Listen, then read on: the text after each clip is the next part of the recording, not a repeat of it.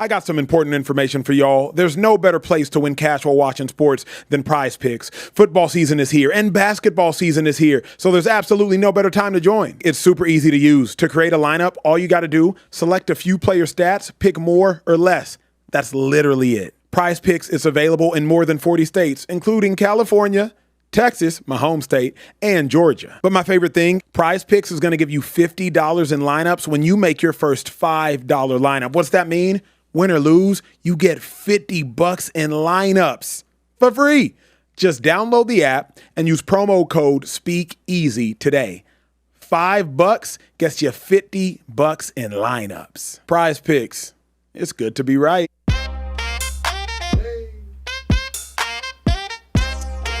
Packed so nice, we had to smoke it twice.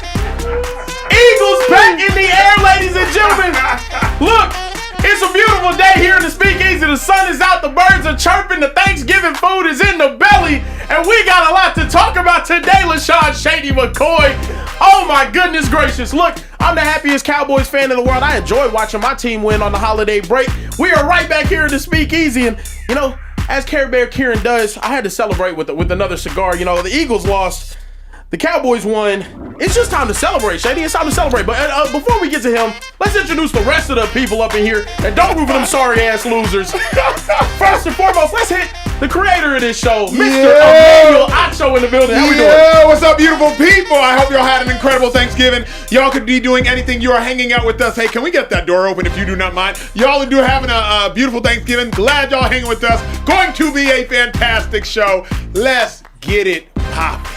We also have in the building Mr. Social Trey, newly married, wearing a nice little, I don't even know what that is. It look nice though, yeah, okay? It does. It Okay, looks expensive. Thank you. I stole this out of Acho's closet. Yeah, I stole this out of my dog closet, It man. sounds like the first check cashed. It did. It did. My first full-time check for the Speakeasy cash, so I had to ball out a little bit, you know. Let's go. Also joining us, LaShawn Shady McCoy. Everybody's so happy today, huh?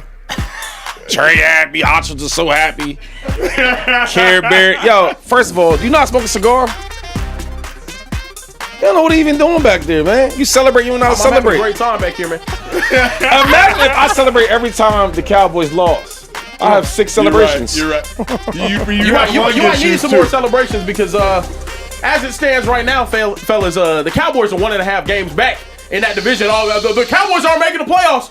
We might mess around and win the whole damn division. Look, we gotta start off by talking about the absolute choke job, the absolute disaster class we just saw on the football field here on beautiful Black Friday as the Chicago Bears dominate the Philadelphia Eagles on the Eagles' home field after a crushing 21-point comeback, allowing defeat last week. Oh man, it's gonna be nasty. First, we got to talk about all the things that went wrong for the Eagles. Let's start off with suspect number 1. Jalen Hurts. Fellas, is Jalen Hurts becoming a problem for this Eagles team? You going first or I'm going first? I mean, you the Hall of Famer. What's the question? We got the Cowboy guy asking about Eagles. This is hey, y'all got a loss. We got to win on the record this week. We got to talk about it. You got to ask Acho. I don't want to talk to him about it. Acho, do the Philadelphia Eagles have a Jalen Hurts problem? Absolutely, on a day like today. On a day where the Eagles have to actually pass the ball, on a day where the Eagles have to play from behind, on a day where the Eagles have to find some explosion in the offense, on a day where the Eagles won't have a lot of time of possession because their defense is not holding up in the run game. And hey, Jalen Hurts, we need you to be efficient. We need you to be effective. We need you to find explosive plays. This is when now the game does not play to Jalen Hurts' advantage. Jalen Hurts is great at dominating a game by time of possession. He's great at playing ahead of the sticks. But at the point in which the Philadelphia Eagles are behind the sticks, at a point in which the Philadelphia Eagles have to play from behind, I don't think the Eagles held the lead at any point in time during the course of this game, if I'm not mistaken. I think the Bears got on the board first and stayed on the board the entire time. Jalen Hurts is not the quarterback that can play from behind. Jalen Hurts is not the quarterback that you can trust him to lead his team back when they are down and when the Eagles' defense is as bad as they were today. And truth be told, they were just bad at stopping the run. Like, they bent, but they didn't really break. They only allowed 24 points. That's not really all that bad. On a day like today, Jalen Hurts truly gets exploited for the lack of passing ability that he has at times. Yeah, I can't blame this on Jalen Hurts, right? He could have played better, but the whole team could have played better. I mean, another thing is, we talking about come back from behind. It wasn't like no blowout. It was like one possession type games. 7 points, 3 points, 9 points. I don't know what to say, man. I'm just so mad and so pissed off because we are a better team than the Bears. I know the Bears' record is. How can you still say that? I know the Bears. Did you watch the game? 1,000%. Yeah. That's why I'm asking how can you still say that? We played bad. That's how they play, though. The way they play is we're going to play great defense the whole game, right? We're going to run the ball all day. We're going to keep the ball out of our quarterback's hands. Yeah. We don't play like that. We just haven't been playing up to our standards, right? On defense. I haven't seen nobody run the ball on us. They had 250-something yards rushing. Correct. 2 running backs had 100 yards. That's crazy. That don't never happen against us. And we got bullied. They controlled the line of scrimmage. And then on offense, we couldn't get nothing really going, right? So I'm going to say this game right here, we play bad as a whole. And there's some games where the defense and offense play bad and special teams play bad. Offensive football today played bad. So, yes, Jalen Hurts could have been better, but the whole team could have been better. I won't go that far because, like, to me, this is who the Eagles are right now. Ooh, I don't know about that. It's who the Eagles are right now. And to me, this is who Jalen Hurts is right now. Saquon Barkley is yet to get going all season. He's not getting going. I hate watching the broadcast and they're like, well, the Eagles are still just trying to figure it out. We're in December just about.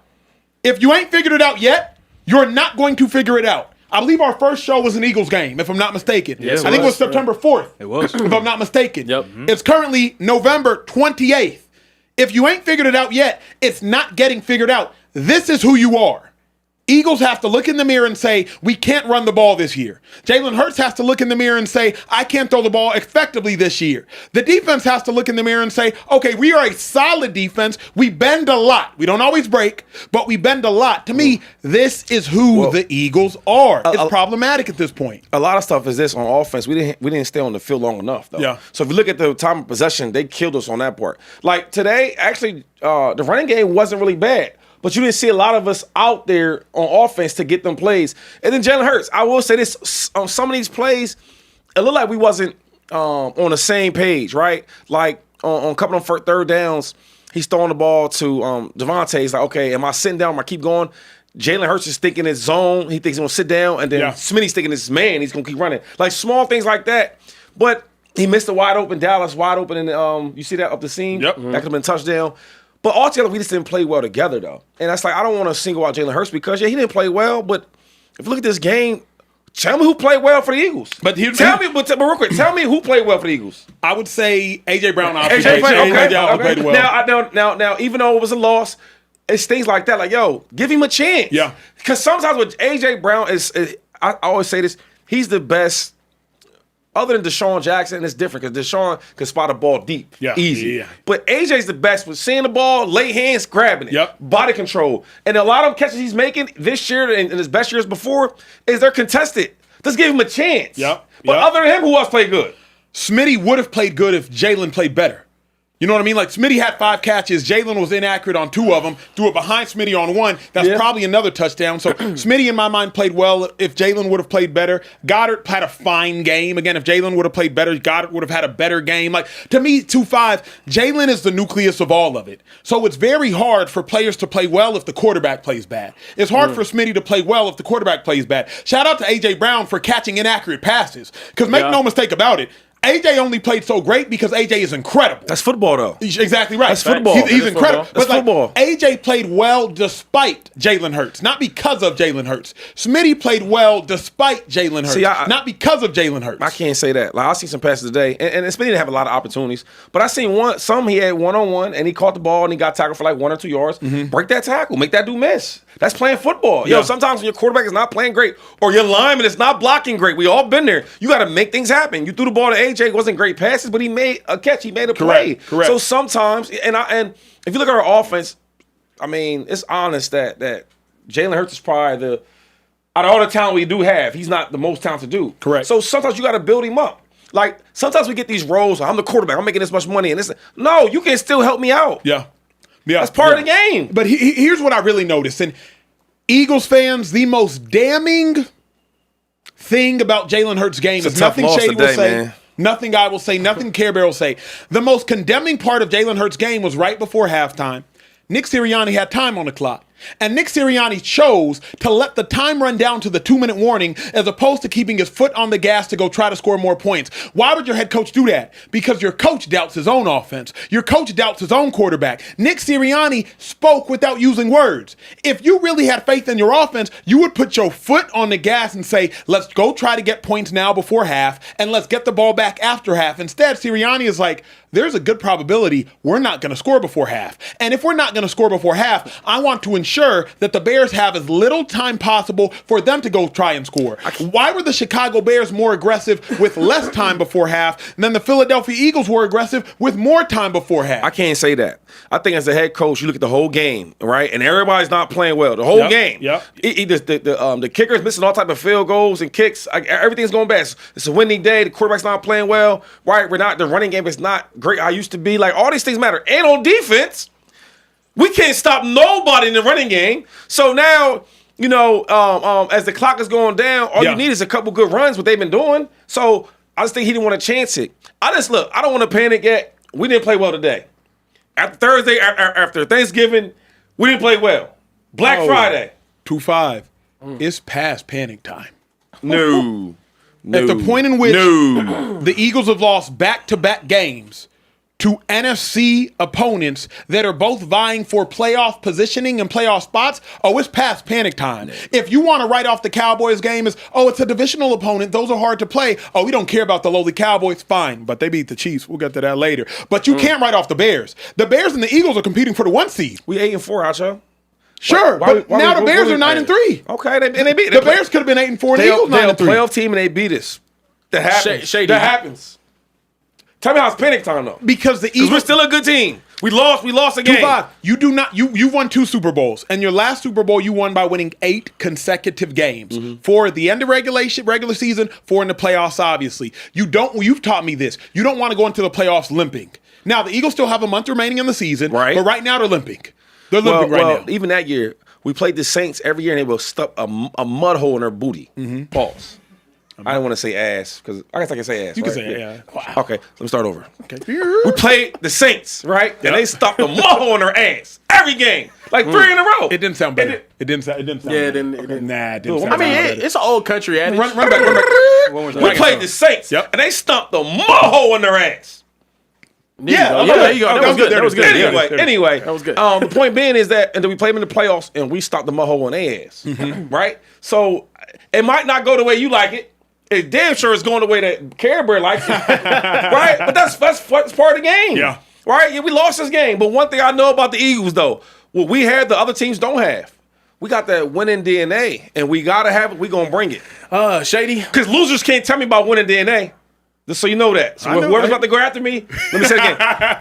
Losers can't tell me about winning DNA. We would have a losing record if y'all did y'all's job last Sunday. We would have a losing record also if we didn't do our job. I believe we have Jaylon Johnson, Bears cornerback, calling right now. Y'all know what it is in the Speakeasy. You never know what superstar guest you gonna get right after the game. What a game. What an absolute game. Especially by that Bears defense. Salute. That's what I'm talking about. I can believe we should have him here joining pretty soon. Go ahead, Campbell. Look, Shady, my concern for you guys is right now, y'all look a whole lot more like the 2023 Eagles than y'all do the 2024 Eagles. Whenever y'all struggle, right? You love bringing it. Actually, Jaylon Johnson in the building. He's still in the building. Round of applause, please. We got Jaylon Johnson in the building. Y'all stop what y'all doing right now. Yeah, it's Chicago. Yeah. Oh shit! Hey, why y'all doing us like that though? Nah, man, you was popping it. We had to pop it back. Oh, hey, y'all keep it real. Hey, yo, real talk. What's up with the defense though? Y'all came today like y'all was trying to make a statement. Hey, if we didn't, we was dead ass wrong. Facts. Hey, them boys got dudes over there, man. We had to step up to the plate. Well, how was Chauncey Gardner doing though? I know him personally. I know he was psyched up the whole time, huh? Yeah, he's come in and made a hell of an impact for us. So I mean, really just trying to get his mind right for this game. Because I mean, for us, it's really just trying to have his back. We know what it meant to him coming back here to Philly, so we just want to come out here and dominate for him. Hey, speaking of coming back, though, it's your first game back, bro. You the leader of the defense. You the all-pro. You the Pro Bowler. We've talked to you several times on different shows. How'd you feel being back, G? I felt all right. I mean, just kind of really trying to just keep battling through this shit for real. It's just for me, just honestly just trying to stay in it because, I mean, it's a long process for me, even when I get healthy, trying to balance some setbacks. So, I mean, for me, it's really just staying patient, just really keep attacking the rehab best I can and try to stay healthy. So, I mean, for me, I'm feeling all right. I mean, if that's the best I got, or they think that's the best I got, they in a rude awakening. Talk that game. Goodness. Hey, Talk, bro. the social media world wants to know, why didn't you shadow A.J. Brown, bro? That's what everybody asking on Twitter. You said, why didn't I? Why didn't you? I mean, it's first day out. I'm on pitch count. I'm on the pitch count and some other stuff. So I'm just trying to get my feet back right, get my legs back under me. But I'm sure if I was healthy, that would have been a matchup we would have been able to see. Say less. Hey, do you act? That was a great acting in an office call. You seen the stiff arm, man. You got to kiss the ball first for your stiff arm, man. I'm messing with you. But I do want to ask you this, though. What did you guys see on tape, man? Because you kind of took Jalen Hurts out the game, right? Yeah. What was the watching tape the whole week? What did you see from Jalen Hurts that made you do that? I think really it was just being on our kid. I think really all week was a short week. We had a lot of study time. So really just understanding formation, understanding splits, knowing how they wanted to attack us, doing some self-scouting, kind of knowing where they would try to hit us at. And I feel like really some of the explosives we gave them. I know I gave up one early with bad eyes on the third down. So, I mean, really, we gave him a lot. And then AJ, of course, had 2 big plays. But I feel like other than that, I feel like it's a lot that we did well with recognizing formation and being able to take away their go-to plays. Do you think their offense is too, simple? We might see him again. No. But I ask you this because it's nothing to get with y'all, but it's more of yeah, no doubt. the more time we talk to different people, and they say that the game plays they got for the Rams and this team and that team, the Niners, and they play the Eagles, it seems super simple. That's why I asked you. You're an all-pro type player. You know what it is. Does the offense look simple to you? Yeah, I would definitely say it, and that's why it was big for us to really study this week. I think really just understand, like I said, splits, understanding formations, really timing, it kind of shows up. So I think you really just understand their concepts, when they like to do certain things, who they like to get the ball to in certain situations. You're able to really stay ahead of us. I think we did a really good job of that. Bro, talk about DB coach Al Harris, bro. Al Harris, most underrated coach in the entire NFL, bro. Deron Bland, Trayvon Diggs, Byard, you, everybody leads the league in picks, coached by him. What makes him so special? It's really just emphasis. You get what you emphasize. So I think really just for us in Dallas, it was just emphasizing the ball. So I think really just coming in and emphasizing that. I mean, we call it begging sometimes. We tip a pass or something. He's like, nah, I need that pick. I need a pick. So he really just honestly is on us all the time about getting the ball, catching the ball, pushing ourselves in practice to go catch it, not just always breaking it up. So I think really just us, that's the biggest thing we emphasize. We have a quota that we try to hit. We try to get 3 interceptions every game, every day in practice. And if not, we got to do some push-ups. So I think really just us just keeping it on our mind. So that's really all it is. Hey, before we let you go, I got 2 more for you. Thanksgiving, what was the favorite dish, bro? What was the favorite dish? Have you had it? We didn't even have no Thanksgiving, man. He said we'll get our Thanksgiving when we get back to the crib because we traveled yesterday. So, I mean, for us, our Thanksgiving going to happen. Damn. Hopefully they got the food ready for me tonight. So, yeah, we locked in this week, man. Ain't no Thanksgiving. I like What's that. up? They just ate some bald eagle. They just had some eagle out there the other day. They just smoked some bird. They ate some bird. Y'all need no turkey. Y'all had the Eagles. I want to keep professional. Hey, he fired up. He got his Dallas Cowboys winning. He fired up. They doing too much. I'm trying to be professional. Anyway, what's going on? Last year, Saquon Barkley, the offensive line was rolling, right? Yeah. What's the difference between this year and last year with the running game with the Eagles? I think really all of it, I would say honestly, just starts with confidence. I think really just out there looking at it on the field, really just even on tape, you can see the lack of confidence. I feel like when you're confident and you really believe in everything that's going on, I feel like you click well. And I know they're battling some injuries as well, especially up front. But I think really just being confident. I think that was something that we seen and felt early, especially on defense. Okay. Hey, have y'all arrived, bro? I was talking to a Doomsday. You said, have we? Y'all balling. Y'all on the way. No, we got a long way to go. All right, who gonna lead y'all there though? Because ain't nobody a part of this current Bears organization has won at a high level with the Bears organization. Yeah. So, like, how the hell do you get to the destination if nobody's been there before? It's unity. I mean, we don't have to have everybody winning all together at once. I feel like for us, it's really just growing together, staying together through it. I mean, that's like with anything, relationships or marriage. Ain't nobody most of the time been married before, but you go into it and you just commit to it. So I think for us, we really just commit to the process and really leaning in on Ben to lead us the right way. So I mean, it's nothing that we all need experience in. We just got to commit. All pro football. Ben Johnson's nice though. Real quick, He got some running schemes, dog. I might come out of retirement, yo. Yeah. He got some running schemes. We might need you to give a little shit. Oh, no. My boy, hold up. My boy Swift, that's my young boy. He like that. Yeah. He got all that. Both of them, 4, 2, 5, they Oh, told 2-5 nice too, though. Yeah, he is. Yeah. Hey, last one. Ben Johnson, bro. Why the hell is he so special? What makes him so special? Nice. Crazy. You said what? Ben Johnson, what makes him so special? Last one for you. He a dog. I think that's the biggest thing for us. I mean, I feel like that's something that you can't teach anybody. That's just something that comes out in people. So I think for us, that was the biggest thing we seen from day one is him being a dog. He didn't talk about winning. He talked about dominating. So I think really just his mentality, the way that he wants to go about winning and playing the game, I think it set a real solid tone and foundation for us to really just keep following this year. Hey, where did he get that whole good, better, best thing from? I think it was when he was. I don't want to say. I know he was younger. I don't know if he was younger coaching or younger playing, but it was a long time ago. It was something that he said. I think he did maybe with his pops or something, or old coach, but it was something that he did from a long time ago. He wanted to bring it here and bring it to us. It's low-key dope. It's like, yeah. Well, good game, dog. Hey, last one. We always ask people, where are you? Where are you right now? Because you still got the pads on. Show the camera. He in the hallway. Yeah, I'm in the hallway for I sure. already I'm know. gonna sit down and give y'all a good little background. Yeah, I already know. If y'all want to see the squad, I can take y'all in there. I already know where he at. Hold on, where are we going? Wait, I don't want to go in there. I don't want to go in that motherfucker. You don't want to see the They squad. in there celebrating right now. That's the problem. I don't want to see that. We going with him, Shady. We going with him, Shady. 3-5. Hello. Oh, there we go. We going with him, Shady. Oh, there we go. Sadie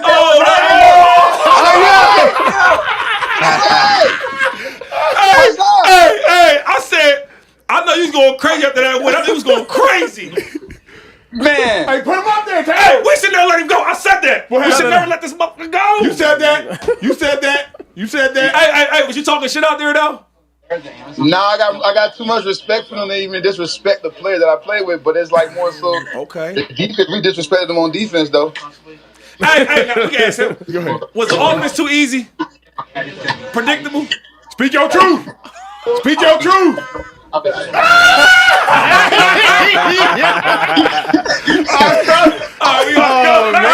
We gotta go before we get in trouble. My I dog. got you, man. Love, man. Hey, keep balling. We should have kept him, bro. We should never let him go. He's our identity. Somebody hang up the phone. Thank you.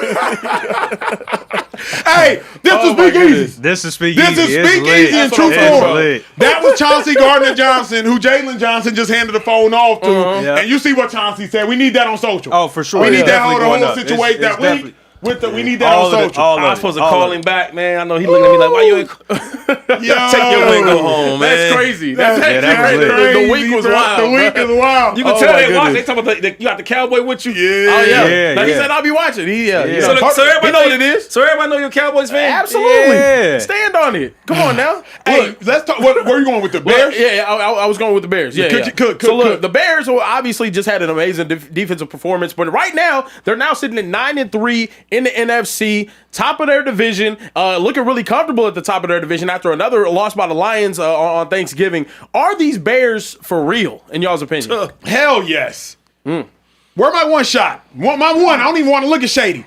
Bears legit. It's official. Bears are winning the most dominant division in all of football, a division that has the Packers, a division that has the Lions, and the Bears are doing it convincingly. You went into the link on a short week after Thanksgiving with everything stacked against you. It's a holiday week, distraction from family, you on the road, it's a short week, and you didn't just beat the Eagles, you beat the Eagles down. You took their soul. We ain't seen that happen in probably 10 years. The last time the Eagles gave up this many rushing yards and a half, 2015, I was on the team. You took their soul, people. I haven't seen an Eagles defense get out schemed like this in years. I haven't seen the Eagles offense struggle like this simultaneously, like while the defense was struggling in years. And here's the worst part. Caleb Williams didn't even ball. I mean, He didn't even ball. So the Bears beat the hell out of the Eagles, and the quarterback didn't even ball. They beat the Eagles strictly off running. 260 rushing yards. They ran the ball 47 times, took their soul. That's what the Bears did to the Eagles. If I'm an Eagles fan, if I'm an Eagles player, if I'm an Eagles coach, I am utterly embarrassed with how they played today. Something has to give, and something has to give immediately. Bears are for real. Nah, it's just because it's one of them losses where, like, they didn't do nothing special. They just ran the ball on us. That's it. Right? I would prefer for them to let Caleb Williams go out and throw the ball a lot, and hopefully he can beat us, right? But they didn't do that. And then the defense. The defense played great, though. I can't lie. The Bears' defense, they strapped in. And everything they talked about from Jaylon all the way down to Chauncey, they said, yo, we locked in. It's a simple offensive game plan. They talked about it, right? Yeah. And that's what they did. And they looked at the confidence. I always talk about in football, you need confidence. Any sport. And he said the difference was last year they looked confident. You could see the demeanor, the way they walk, the way they talk, and the way they come up to the line of scrimmage. You watch them now, the confidence ain't there. From everybody, from everyone off, especially the linemen to the running backs. I need to look confidence again. And you only get confidence when you start playing well. Until we start playing well and rushing the ball, like Saquon had 13 for 56. Yeah. I would have loved to see him touch the ball a little bit more. But Yeah. we didn't have the ball as much. Yeah. Because He we didn't get him involved in the pass game, though, either, as well. It was, Look, Man. this Bears team, though, we all kind of thought, okay, now they're starting to play some real competition, they're going to fall off. Their schedule has been overwhelmingly easy. It's unbelievably easy, the teams that they have been matched up with thus far. And after they lost to the Ravens, they lost to a backup quarterback. They lost to Tyler Huntley with the Ravens on the road. We were thinking, okay, they're not serious whatsoever. What they did out there really makes me question a lot of things. It makes me question, have we been taking Ben Johnson for granted? Have we not been taking Ben Johnson as seriously, moving over to that team that has a bunch of talent on the offensive side of the ball as seriously as we should? Because their run game is unbelievable. Bro. I'm sorry. They're making me question if the Eagles are a physical football team. Whoa. Come on, I'm being honest. They got pushed around today. Here is what I will say, and Shady, you tweeted it, so it's honest. But you had them games, though. Yeah. You have them games where, maybe you wasn't as prepared as the other team, right? And maybe the other team was more hungry. Yep. You have these type of games. I just feel like when I watch the Bears, they have really, really good defense, and they are coached very, very well. Ben Johnson doing a great job over their offense. But if you stop that running game, which is hard to do, Correct. I think you could control the game and win it. Because I'm not confident enough when I'm watching the Bears, and it's not just me talking, it's the way they call their plays. Yeah. If you watch the way that they play with Caleb Williams at quarterback, it's super simple, conservative offense. Yo, for today they were doing a whole bunch of runs and screens, right? Safe.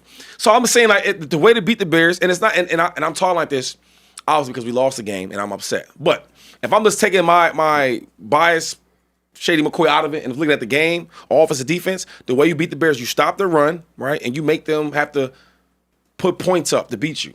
Yeah. I don't know if they can do that. I It's hear not you. time I and mean, time other again. But let me speak on this because Shady knows it from the offensive side. I'll speak from the defensive side. The Bears' run game, to me, it wasn't that it was just physical. It was that the Bears have offensive plays that the Eagles don't even have installed. Every single one of the Bears runs that hit, they were split zone action runs, which means the linebackers are going one way, the D-line is going another way. Every single run, it was either counter, it was split zone, it was zone cut. Like every one of the Bears runs, and Shady's nodding his head because he knows exactly what I'm talking about. It was running back flow this way, tight end come across. Hey, that's going to hit back in the A-gap. Yep. But the Eagles have fast-flowing linebackers. Not to nerd out on y'all, I apologize in advance. We'll get to y'all super chats too momentarily. But the Eagles have fast-flowing linebackers. So if Eagles see run left, they start sprinting left, not realizing, hey, it's zone cut. That run left is never hitting the C gap or the D gap or the outside gap. It's coming back to the A gap, or it's counter. You got two guys coming back across the formation, or it's split zone. And they big linemen. Correct. And another thing is what makes their, and this is what I'm saying, like Ben Johnson's so great, it's so complicated to guard because to keep the backside, when I say backside, I mean the defensive end, so he can't crash on the running game. Yo, he was doing the jet sweeps. The jet sweep was killing him. All right, so now when they do motion, I gotta watch for the jet sweep. Now he's doing inside zone. Yo, Ben Johnson got so creative. He started showing action right, pitching the ball, but it was coming back inside, and then the motion guy was cutting the D tackle. I'm like, oh my god. So Ben Johnson is hard to stop with all that. But what I'm saying is, if you got a physical, aggressive D line. That now, all that stuff you're doing, if I'm pushing your guys back, none of that happens. Now, you got to make Caleb Williams, the number one pick overall, play quarterback. Correct. That's how you beat them. Agreed. Yeah. But here's the dilemma, though. They're not going to put a lot of points up, I feel like. I agree with all that, Shady. Okay. But if the Eagles, Jordan Davis, first-round pick, Jalen Carter, first-round pick. Acquire Jalen Phillips, I believe, first-round pick. That's the Eagles starting D-line. you're right. Yeah, The only one I'm Nah. missing is Jalen Hunt, third-round pick. But, like, the Eagles starting D-line is a bunch of monsters based off physical talent and based off what Nolan they've Smith done and came they're doing in the back. league. No, you're Like, right. Nolan Smith, excuse Smith, me. yeah. He came back. First round, everybody. Yeah, you're right. No, you're right. So if the Bears can do that to the Philadelphia Eagles, my thought process is there's a good chance they can do that to most teams. So Now, you the Pats- don't think Vic could adjust that? If we played him again in the playoffs somehow, Yeah. you think Vic can I want to say yes, and I tweeted Shady. These are simple corrections, but those adjustments should have been made at halftime. What I'm saying is like zone cut adjustments, split zone adjustments. That's hey linebackers, be patient. Hey, don't cross over run. Just temper your feet. Shuffle your feet. It's going to come back. The zone cut, the split zone, it's an A gap play. It looks like a C gap play. Yeah. Shady will never get to the C gap. He's going to cut back. Trust it. Like those are halftime adjustments. Those are hey LBs, we're over here. We're over here. Hey, DBs, go over there. D-line, you're over there. LB's right here. Hey, patience. They're only killing us with split zone and zone cut. Everything is coming back. Use your eyes. That's what should have happened in my mind. But see, like I was saying though, what puts pressure on Ben Johnson is, see, he didn't have no pressure today. I could run the ball all day. I could go to all the runs I want to do. Yeah. But what happens when now we putting points up? Yeah. Because you can't sit and do that. You can't sit and run the ball all day and throw these little screens. We didn't put enough pressure on him to adjust. But I say if we play them again, and hopefully we do, Of course. right? I think defense got to be better. But if we put points up, now he has to throw the ball to beat us. Why are everybody so excited? Because we lost. What's so excited about? You face us. We got a new super chat record. Oh yeah. Oh my God. Oh, it's that day. Eagles lose too, and that's what we do. Oh my God. Yeah, we have yeah. our first Oh my God. $200 super chat. Oh my God. I don't And it's care how from- much it is. If it's about some Eagle, hey, Oh my God. yo, look, I'll send it. If it's Oh, if it's I like what this one says If too. it's some Eagle hate, send it back, and I'll pay you $200. Just to not read Hey, it. hold on. Yeah, I got money right You know now. what this I is got money from? right I know what this is from. You know what This this is is from? this is from our guy Damon Saunders.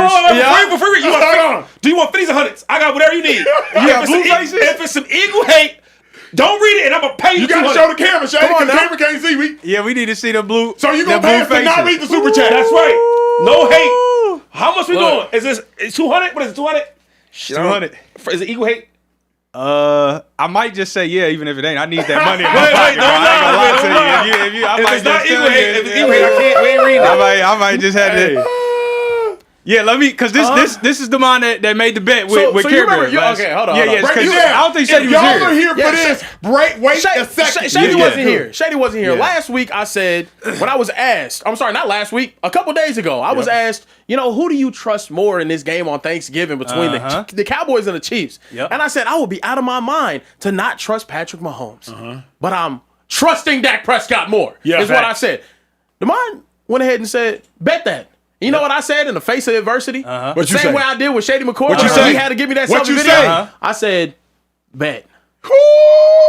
This is him paying up that bet. We respect the man that pays up his bet. Go ahead and tell us what he said. respect a man that, because honestly, you could have ducked us. Coulda. You could have Coulda. unsubscribed. Coulda. You could have ran from us. Never came back to the show again. Coulda. But you manned up. Yep. And you paid your debt. You Yeah. still- Now. you And still we can. appreciate that.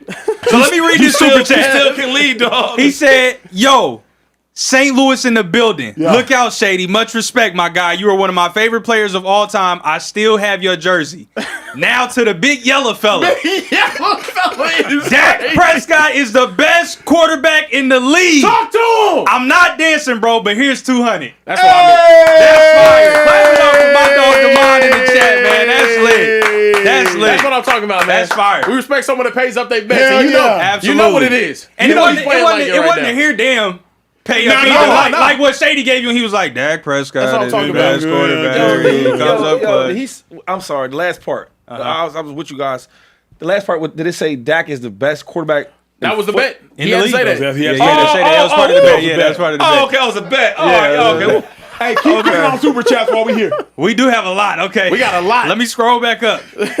Okay. Jeremy Fowler said, real talk, it's time for Shady to put some respect on these boys in Chicago. He stayed hating all year. Bear the down. Max Bet Cash House said the Bears, first time since 85 the Bears had 2 running backs rush for over 100 yards. Since Can we be 85? taken seriously now? We do have to fact check that. We fact check things here on the Speakeasy. We have to look at that one. Blake Brown said, please explain how Kevin Patullo still has a job. Do they not fire OCs this late? Can't Sirianni just take over? We did discuss that, so make sure you tap in with that. Yo, Acho, is Packers football still boring? We just had to re-identify our offense with the injury to Kraft and Jacobs. Hurts been looking real Bryce Young this season, or am I tripping? Real boom or bust. Woo! It's getting spicy. Yeah, it's getting spicy. It's getting spicy. I got a couple more. Hold on, 1 sec. It's true.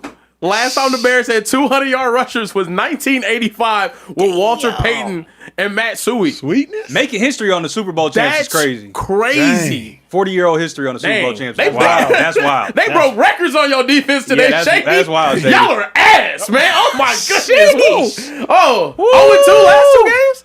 Wow, that's nasty. Anyway, continue. Yeah, so we got another 20. My computer's slowing down. The super chats are going so going crazy. It's going wild. That's what's going on.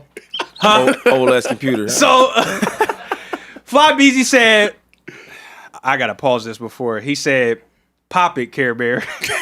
They said we would lose against the Seagulls. Then come on, man. Why y'all saying I know, like pop, this? like pop my shit. Like, That's what he meant, but like he gotta say that. He can't just say pop it, Care Bear. He's attracting all his type of Ask the fans, grown man. man to tell a grown man to pop it. Attracting, dog? On national, come on, bro. Oh, man. He said they said we would lose against the Seagulls. Then they said we would lose against Kansas City, and then they came up with 214 excuses and squirrel jokes when we put belt to ass.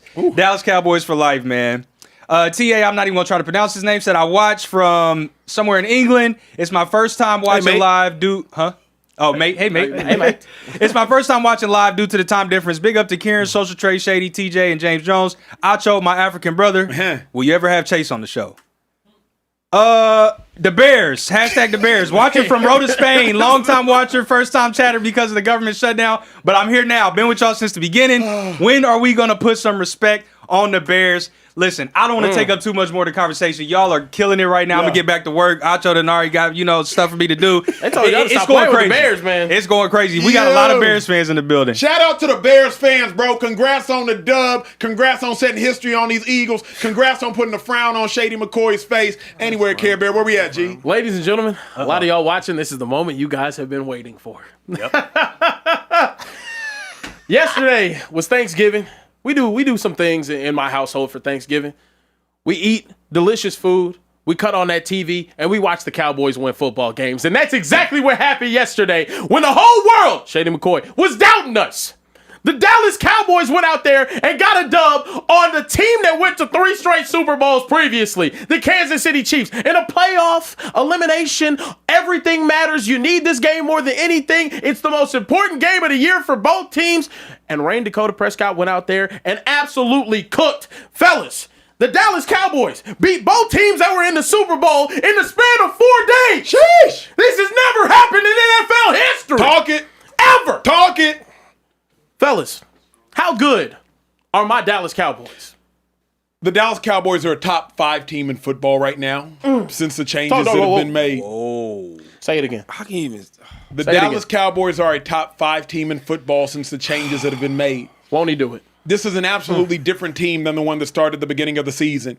Quentin Williams has changed things. DeMarvion Overshown and his speed at the second level has changed things. They've put less pressure on the offense, and now the offense can play from freedom as opposed to playing from fear. They don't have fear that they have to score every single time. Now they have a freedom to go down and score every single time, and if they don't score, they trust that their defense can get stops. This Dallas Cowboys team is a playoff team. It's abundantly clear they're a playoff team. Will they get into the playoffs based upon how many losses they had at the beginning of the season with a different team? I do not know, let alone being concerned, but the Dallas Cowboys are currently a top 5 team in the National Football League. And truly, if you look at their roster, they actually have top 5 talent.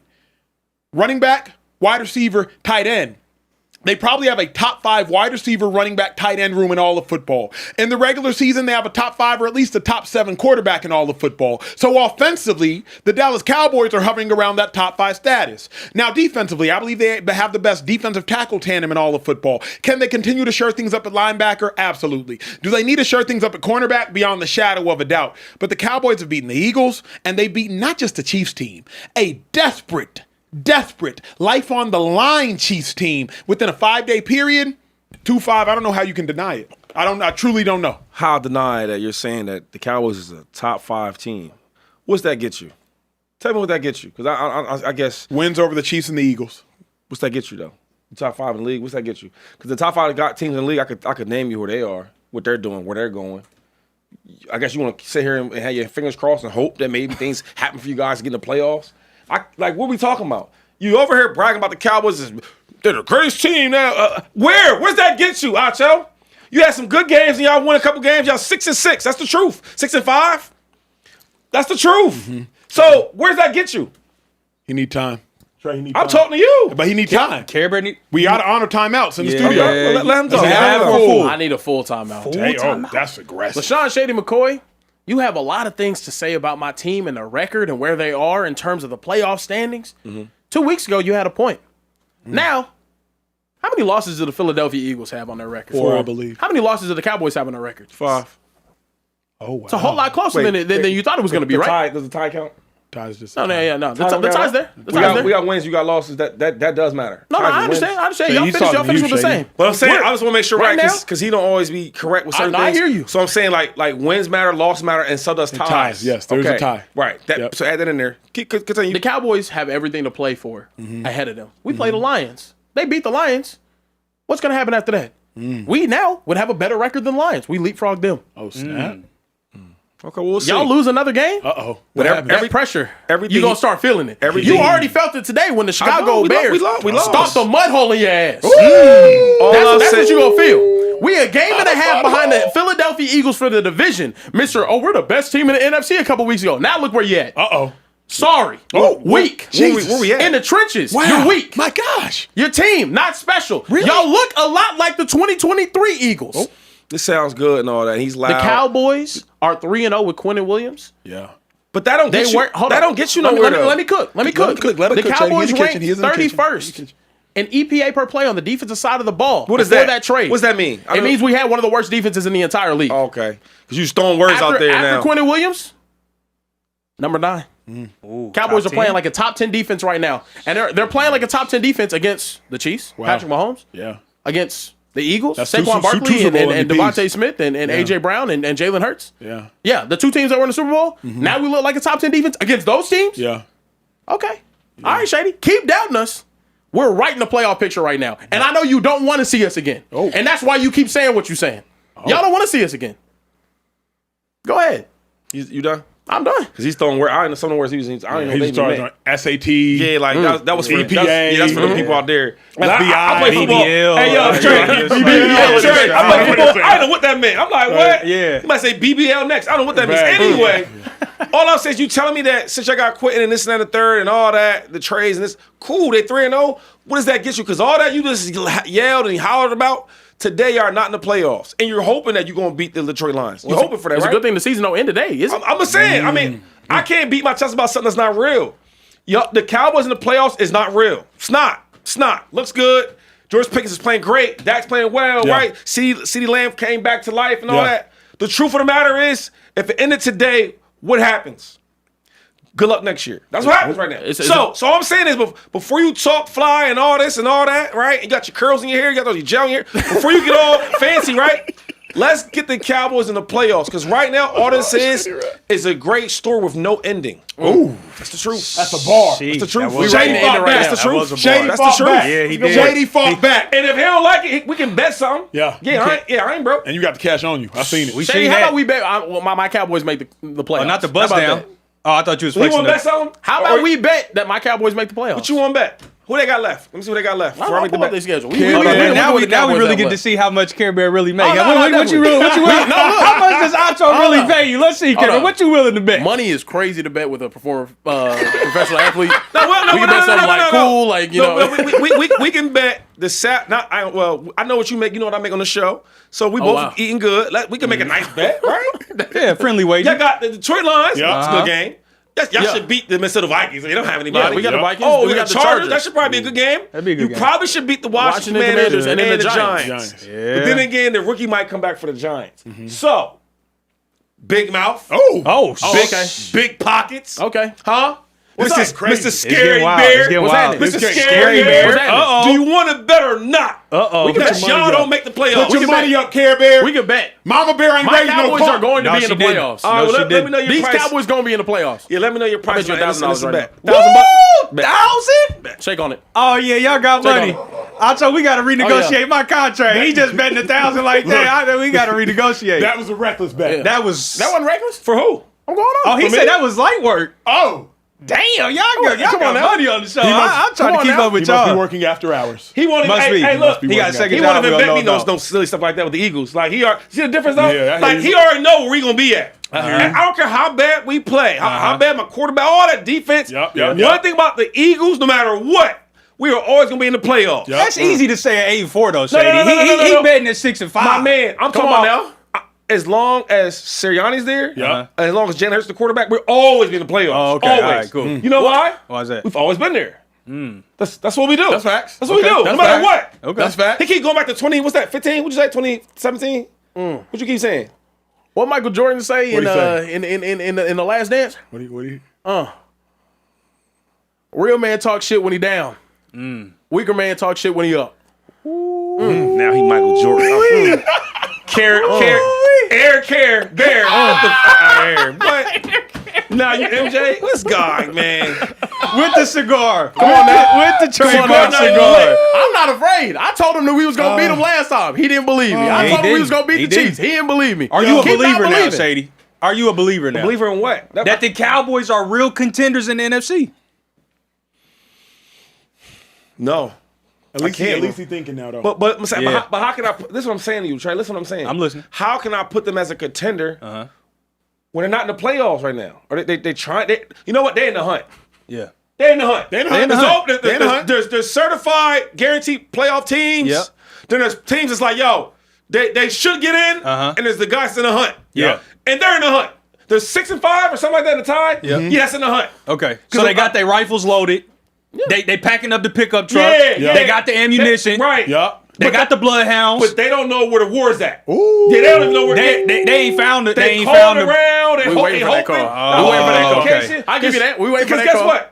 If they lose, Yeah. right, they're out. Ooh. But if they win, they're still not in. Ooh. You get what I'm saying? So I can't really argue with the guy behind me Yeah. about playoff football Yeah. Right. when his team It's is not not there guaranteed with a a spot. win. Yeah, they're not even there yet. Correct. I see. So Okay. talk to these other guys because my team's Okay. always in the playoffs. Dang. No matter what wide receivers we acquire in the middle of the season or who we trade, no matter what trade we always in there. Shady cooking No today. matter if we get all pros or don't get all pros, Shady we gonna cooking be today. there. Yep. Yeah, Okay. it don't matter. Okay. The All apple right. pie You is shady talk to good. a real team that wins championships, not shit 30 years ago. Yep. Okay. Talking about. You don't got to go Sound back nice. to nobody's rookie year Come to on, talk about man, some come on. accolades. And okay. Yeah, like, All oh, right, you gonna bring that up I'm too? just asking. All right, You know, I keep it even. It's spicy. I just keep it It's even. spicy. It's Yeah, spicy that's for sure. easy. They calling me It's spicy. calling me Air Bear in the chat. Air Bear is You said crazy. hair care bear is crazy. Let me see your Jordan dunk. My Jordan. Oh, the oh man, that's crazy. Yeah, that's wild. Yeah, it'll be all type of broken Garrett, glass what's behind up that with ball. these Chiefs, though, Yeah, bro? no. Like on the flip side, though, the Chiefs lose a must-win game on the road on Thanksgiving against a team that the refs. Is that what you said? No, I'm The refs with the Kansas City Chiefs. We're talking about refs. I was flying all There's that. no way. Look, how much trouble are the Chiefs in right now? They still do have an outside chance to make the playoffs, but I want to see if you keep that same energy talking about them, Shady. What's the question? How much trouble are they in? They in trouble. Do you think they're a playoff team? I mean, I can't ever count the Chiefs out. If any team can do it, it could be them. Because they earned the right for that. They earned the right Yeah, for okay, that. that's We're fair. great coach, great quarterback, and all that. He got to play better. Pat got to play better too, though. It's like he's playing really, really good, like late in the game, right? Clutch time. I need to play the whole game like that. All right, too much getting outside the pocket, too much worry about the rush. And then the Chiefs team, let's be honest, I don't know if they're that good anymore, though. Like, I look at the wide receivers, like Rashid Rice, he's good. And after that, it's like a whole bunch of guys. They get the kid Worthy. He's supposed to be a 4-2. I've never seen a wide receiver that's supposed to be so fast and don't play like it. Like Tyreek Hill is a 4-3, 4-2. Deshaun Jackson, you see it. I don't see it. Wait, real quick, Acho. Yes, sir. You play defense, and he's from Texas and all that. Texas Yes, sir. hangout crew, and it's your boy. Does he play 4-2 to you? Not like Jack did. He don't play. Not like Jack. You Not know what I'm like Rick saying? did. Like, yo, you supposed to be that special maker. I don't see it. They don't take really no shots deep. Yeah. And then Brown, Hollywood Brown, like he's slowly coming around, but like where you at? Yeah. They also shot themselves in the foot a lot though too, Acho. Elaborate. A lot of drops. That's part of it. The Yeah, Chiefs, I hear you. Catch the ball. let's be real though, the Chiefs are done. Wow. Even if the Chiefs make the playoffs, they will barely make the playoffs. And how can they go far? Realistically speaking, they don't have enough ammunition on offense, and they don't have enough game changers on defense. Remember, I was bragging about Trent McDuffie. Bragging. He a dude. He that dude. CeeDee Lamb took Trent McDuffie everywhere. Yeah, sure. All the work that Trent McDuffie could handle, CeeDee Lamb gave him. Sure, one of those PI calls may have been phantom. I don't care. The Chiefs had no plan to stop the Cowboys' wide receivers. And then the Chiefs had no pass rush. Chiefs had no nothing. Chiefs literally had nothing. Defensive line didn't get after Dak. Linebackers weren't making any types of plays, and the DBs were getting embarrassed. Then offensively, run game, not explosive. Mahomes had 4 touchdowns, no picks, and they still got that work. And I didn't even feel like it was a close game. I get it was a 3-point game. I think by final score 31-28, if I'm not They mistaken. were down 11. He had to have a late game like touchdown. to It get close. didn't feel like a close game at all. And then here's the worst part about it. You know George Pickens gonna run a slant. You playing a yard inside of George Pickens to keep him from running a slant. And still getting beat. And he still beats you inside. He nice though. He's the nicest. He nice. But there's nothing more emasculating as a grown man on a football field than when somebody telegraphs their punch and they still draw blood. Yeah, no, he's right. You're right about that, Acho. Like, Pickens was telegraphing his punch. Everybody and their mama knows he running a slant, and the Chiefs couldn't stop it. So with all due respect, Chiefs, y'all had a fantastic 3-year Super Bowl straight run, but you're not going back to the Super Bowl this year. Hopefully you make the playoffs. Hopefully. Yeah, but we got to put respect on George Pickens, though, and CeeDee Lamb. I think George Pickens is a phenomenal player. I've been knew he was nice. He's needed the right quarterback in the right system. And now you also got a number 1 receiver on the other side. People don't even account for that. And as great as he's doing, but that matters. We got another all-pro on the other side, right? And if you watch CeeDee Lamb, he was giving McDuffie that work, and people don't give McDuffie that work At all. Mm-hmm. So as you look at this, and another thing, everybody want to throw out Dak Prescott's name, and Dak is playing well.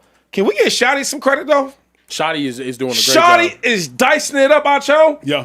He's putting the defense where he wants him at. Right now, and he's getting a 1-on-1. So now, when you're trying to find CeeDee Lamb, you forget you got George Pickens on the other side, 1-on-1 backside. Yeah. And then when you reverse it, then you got CeeDee Lamb on the other side. He's doing a good job with them boys, and Dak is doing his part. All I'm saying is, the Chiefs, bro, they are in trouble because, well, not even saying in trouble. I just think it's more of like you got to go up that hill. That's a hard hill to go up. Well, but everybody don't have a CeeDee Lamb and, Of course not. and George Pickens on the other Of course side. not. But the problem is, and you always praise this man, and he's a really good person. I've only met him, don't know him personally like you. This dude got to take some blame too. Brett Veach, owner of the Chiefs. Because Karlaftis got paid a big bag. Yes, he I think did. $93 million. And he Big ain't- bag. I can't find him. Can't find him. Amber Alert, put it out there. Mike Dana got paid like $8 million. Can't find him. Chris Jones held out, got paid again. Now, shout out to Chris Jones. He's the first ballot. He earned Hall of it. He Famer. earned it. But, like, all of these people that they have paid, can't find none of them. These draft picks, first, second round, not making a big enough difference. So, to me, the Kansas City Chiefs pipeline of next generation talent I'm scared of as well. Like, it's not just the Kansas City Chiefs present. It's the future of the Kansas City Chiefs I'm worried about, because if you missed on 1, 2, 3 too many drafts or too many free agent signings, all of a sudden you in the deep hole. And that's where they at to me. I think it's interesting because Mahomes gets compared to Brady a lot, winning 3 rings before 30, having that type of pedigree early on. I wasn't really around to see roster-wise what that Patriots team was. I remember the Deion Branches, the Vrabels, the Brewskis, all of those, right? But do you guys think it's in any way similar to what we saw from the Patriots and Brady that first stint, and the reason why they had a 10-year gap before they won another Super Bowl? Or is this worse in your opinion? This, to me, is a little more troubling because the Patriots had another first ballot Hall of Famer in Rob Gronkowski who showed up. It was young. Yeah. You feel me? Like, the Chiefs don't have that right now. Yeah. There is Xavier Worthy isn't showing us that he's about to be a first ballot. Chiefs, with all due respect, unfortunately, can't draft a running back. I don't know why they can't freaking do it. They just can't do it. So you ain't got a first ballot there. Tight end, they don't have one there. So, like, the Chiefs don't have another first ballot Hall of Famer type of player. Trent McDuffie is the best second tier player on that team. He's the best, not Chris Jones, not Travis Kelce, not Patrick Mahomes player. And he got given that work. So to me, the Patriots had the whole next wave of players. Dante Hightower might have been the most underrated linebacker of the generation.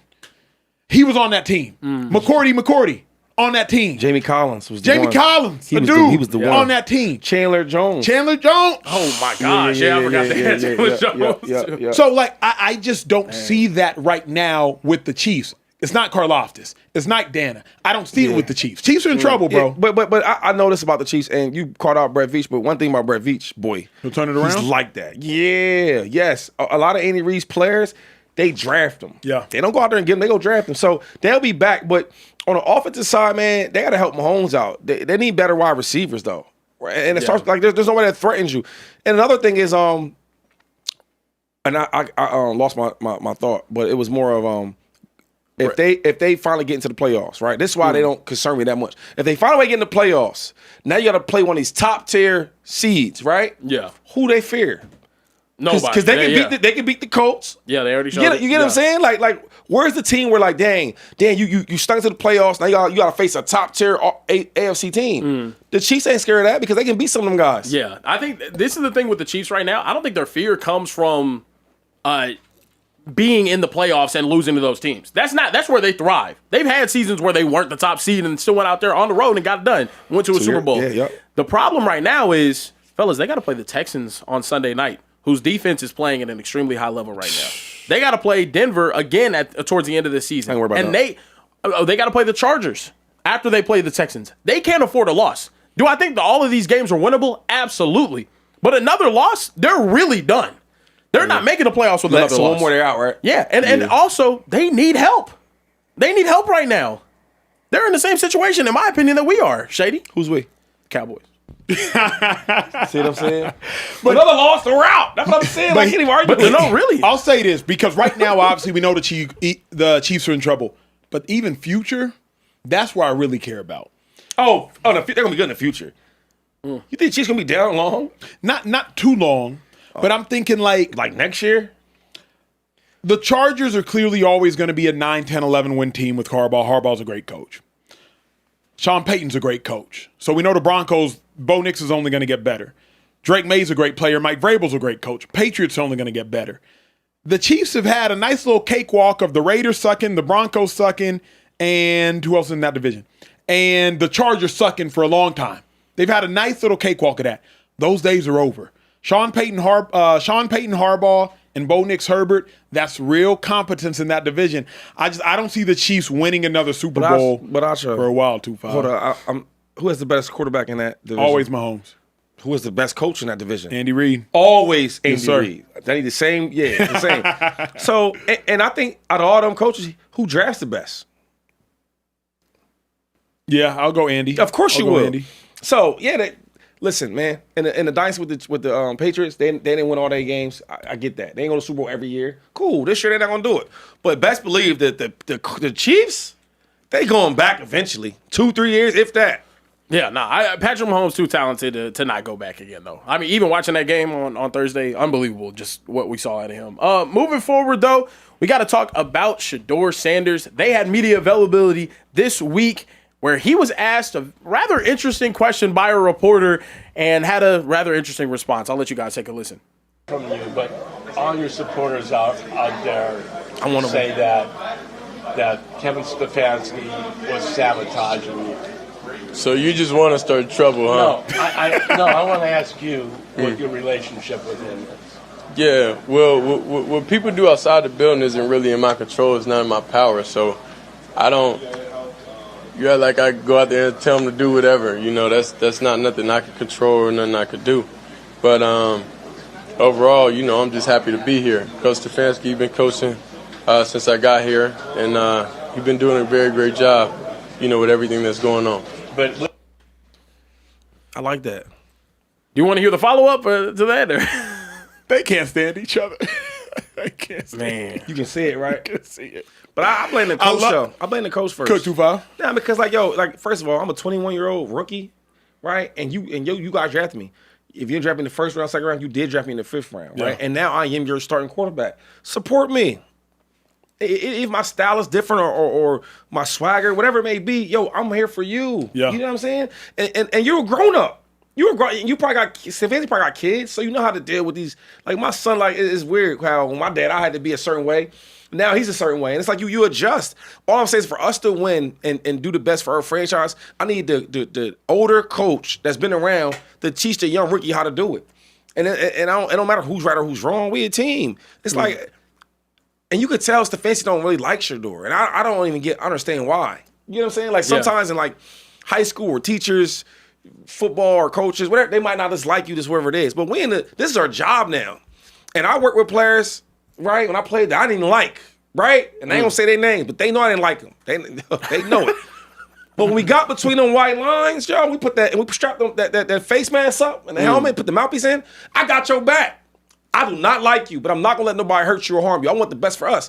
They need to do that because Shedeur is their franchise right now. It might not be tomorrow, but right now I'm the guy. Yeah, interesting. I'll say this though, I love Shedeur's answer. Great answer. Love Shedeur's answer. Strong black man. A younger Shedeur might have answered a little more childlike. This is a mature answer. It was honest enough. You know what I mean? It wasn't like a lie. He didn't come out there and say, Kevin Stefanski's been nothing but kind to me. Nah, he was just like, Stefanski been the coach since before I got here. That's a fact. Yeah, he did say that. Yeah, that's true. You know what I mean? Like, so I love how Shedeur has handled it because if we're being honest, Shedeur's been put in one hell of a situation, bro. He's been drafted by a general manager that clearly wants him there, but a head coach that not so clearly wants him there. Shedeur's stuck. He's stuck between two parents that we don't necessarily know their relationship. One loves the kid, the other doesn't necessarily love the kid, but they all living under the same roof. So go out there and survive, kid. Shedeur went out there, got his first dub. Now go out there and do it again, kid. Like, Shedeur has really been put in a pretty terrible situation, but shout out to him for overcoming, at least thus far, in the entirety of the situation, because it's only going to get more difficult from here. Like, it doesn't get any easier, Shedeur. So I love how he handled it. That's maturation. Everybody wants to beat Shedeur down when he doesn't answer questions in a mature standpoint. I got to big up him because that was incredibly mature, Care Bear. I think it's an insane question to ask. Not insane from the like, I don't think the reporter should have asked it, but it was also like, what do you think you're going to get out of here? If they're like asking someone if they believe they're being sabotaged, especially a professional athlete in the status that Shedeur Sanders has right now, is attempting to sabotage him. Yeah. He goes out there and he says, "Oh, like what was your goal? What did you think he was going to say? Were you looking for the coach speak answer? Like, what is Shedeur supposed to say in that regard? If you were asked that, Shady, what would you respond with?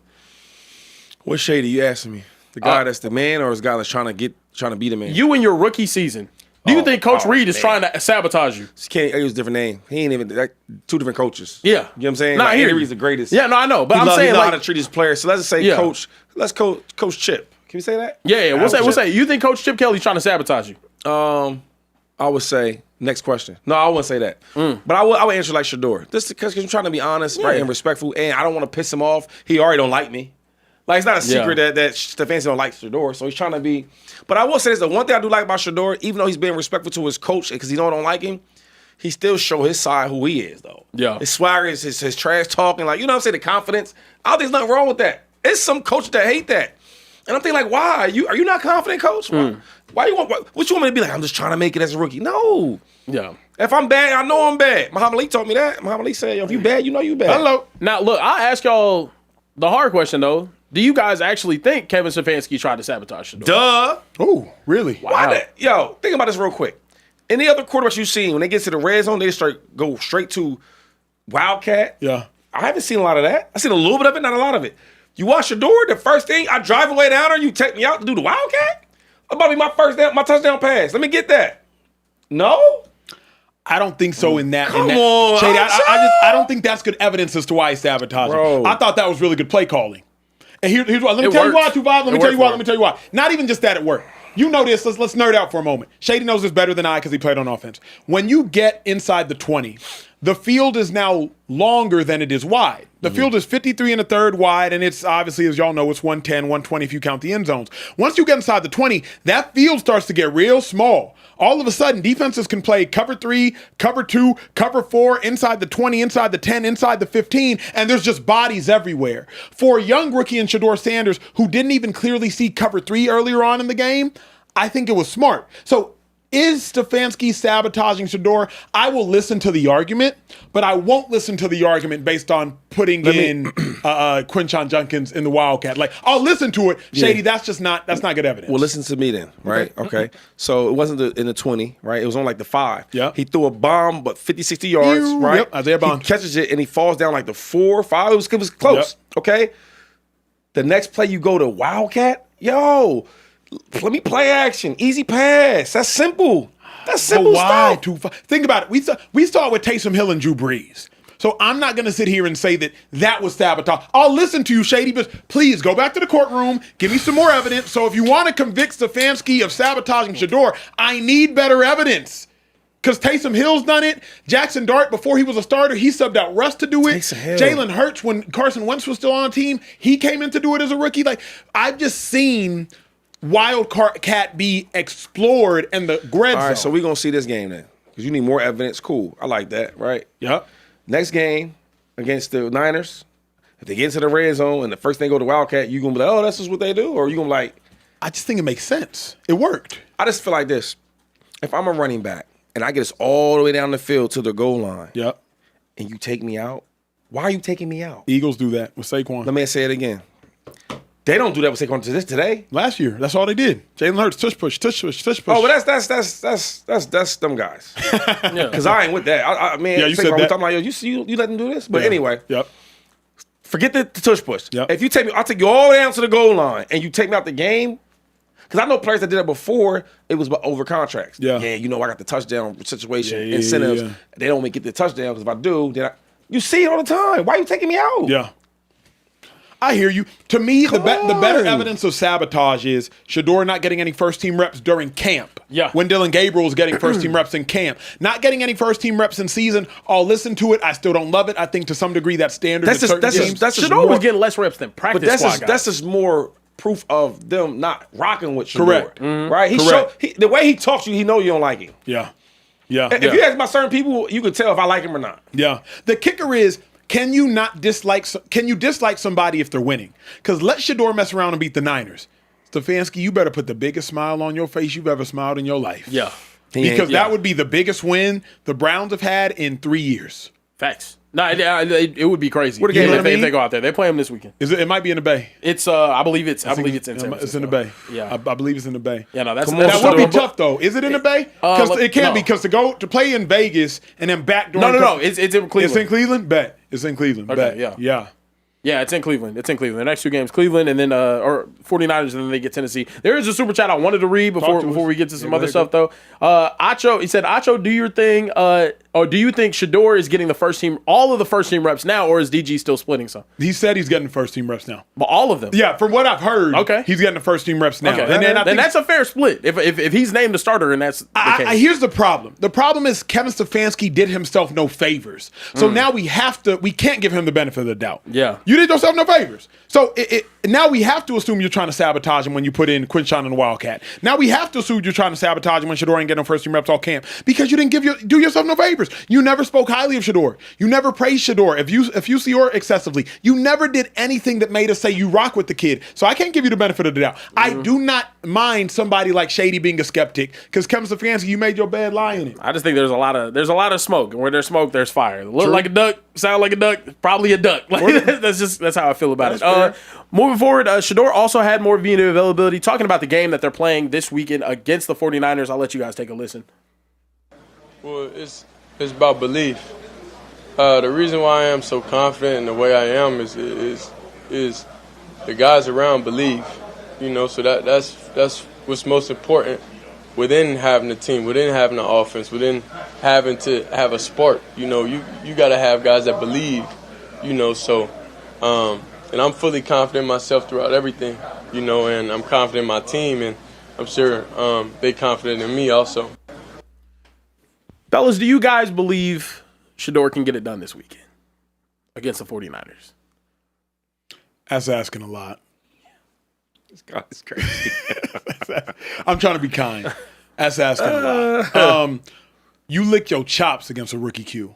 Robert Saleh has been waiting this moment for his whole life. I get a rookie quarterback, and a rookie quarterback that's coming off a dub, so he probably feeling himself.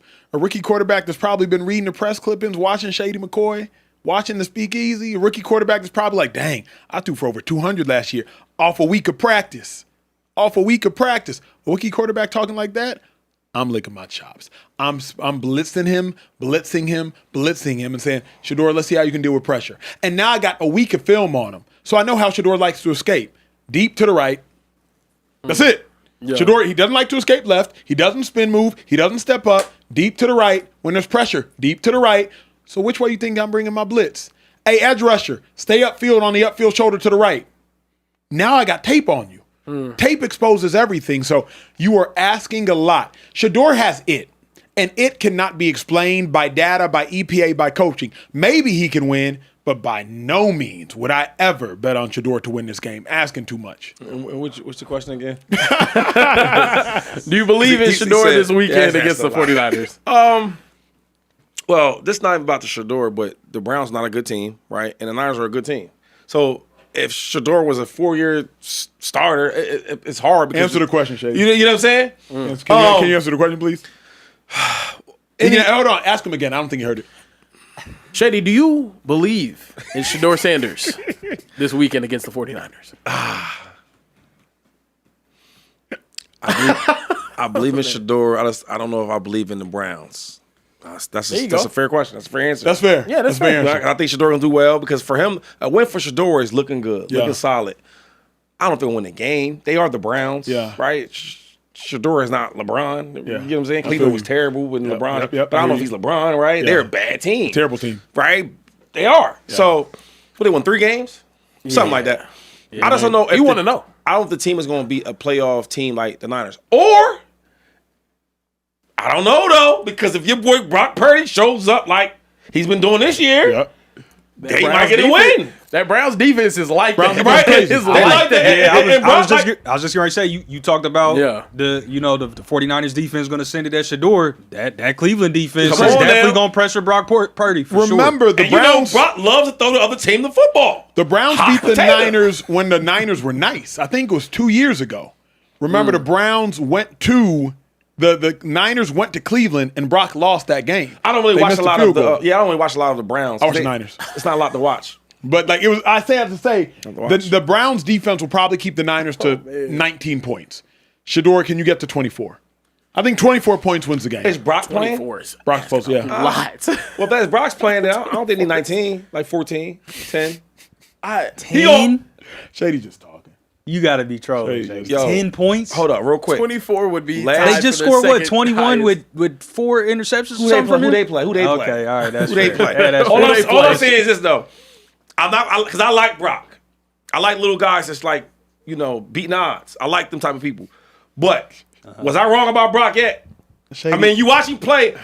Everything that Acho says about Brock Purdy being so good, it's always what he used to do back then when he was loaded. Why he call him a little guy beating the odds? Yeah, that's shit. He's not like you sound like it's a Make-A-Wish kid. Yeah, that's. I'm not gonna lie. He was the last pick of the draft. I ain't going that far, but hold up. He's the last pick of the draft, and you ever see him in person?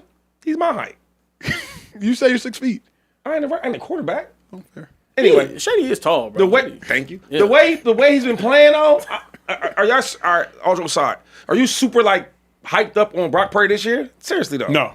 Thank you. That's all I'm saying. Nah. Yeah. Hold on. All right.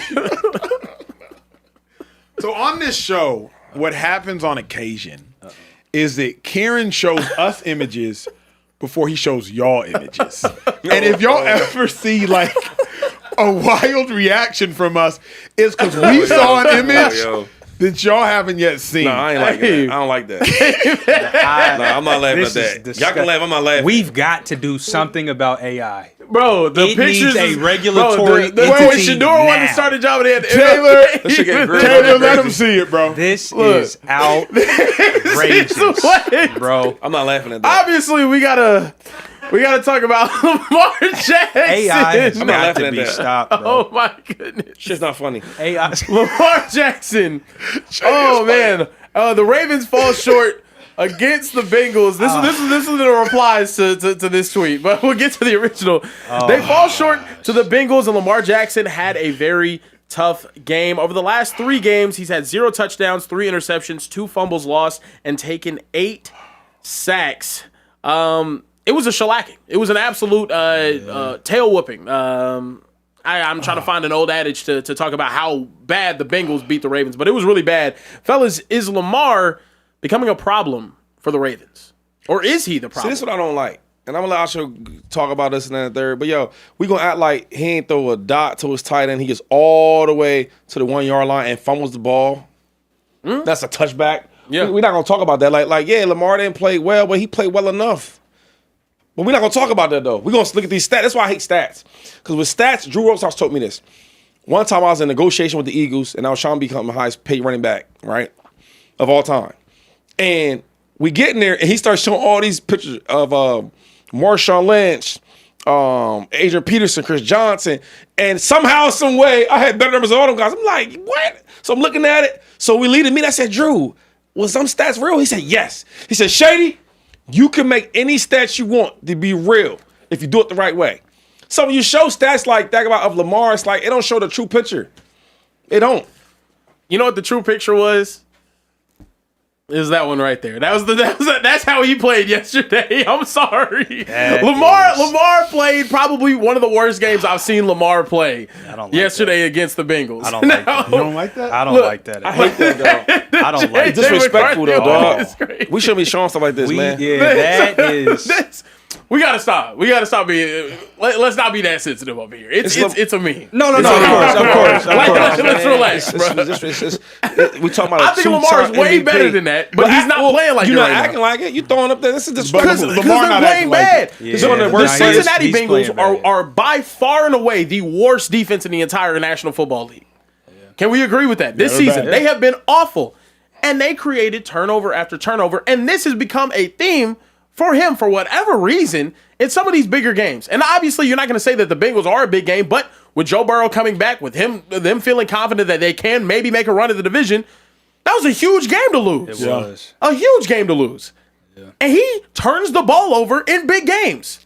That's the problem, Shady. The problem is that Lamar objectively turns the ball over in big games. And his fumbles more often than his picks. Remember when Joseph Osai sacks Lamar Jackson fumbles, I don't know if they called it a fumble or an interception because the defensive player caught it in the air. That's when the game turned. Like, Lamar, you can't afford to make that mistake against the Bengals team that you're already better than. Furthermore, Lamar has to be hurt. Harbaugh, come out and say he's hurt. Or Lamar, come out and say you're hurt. So we can stop memeing you with J.J. McCarthy, bro.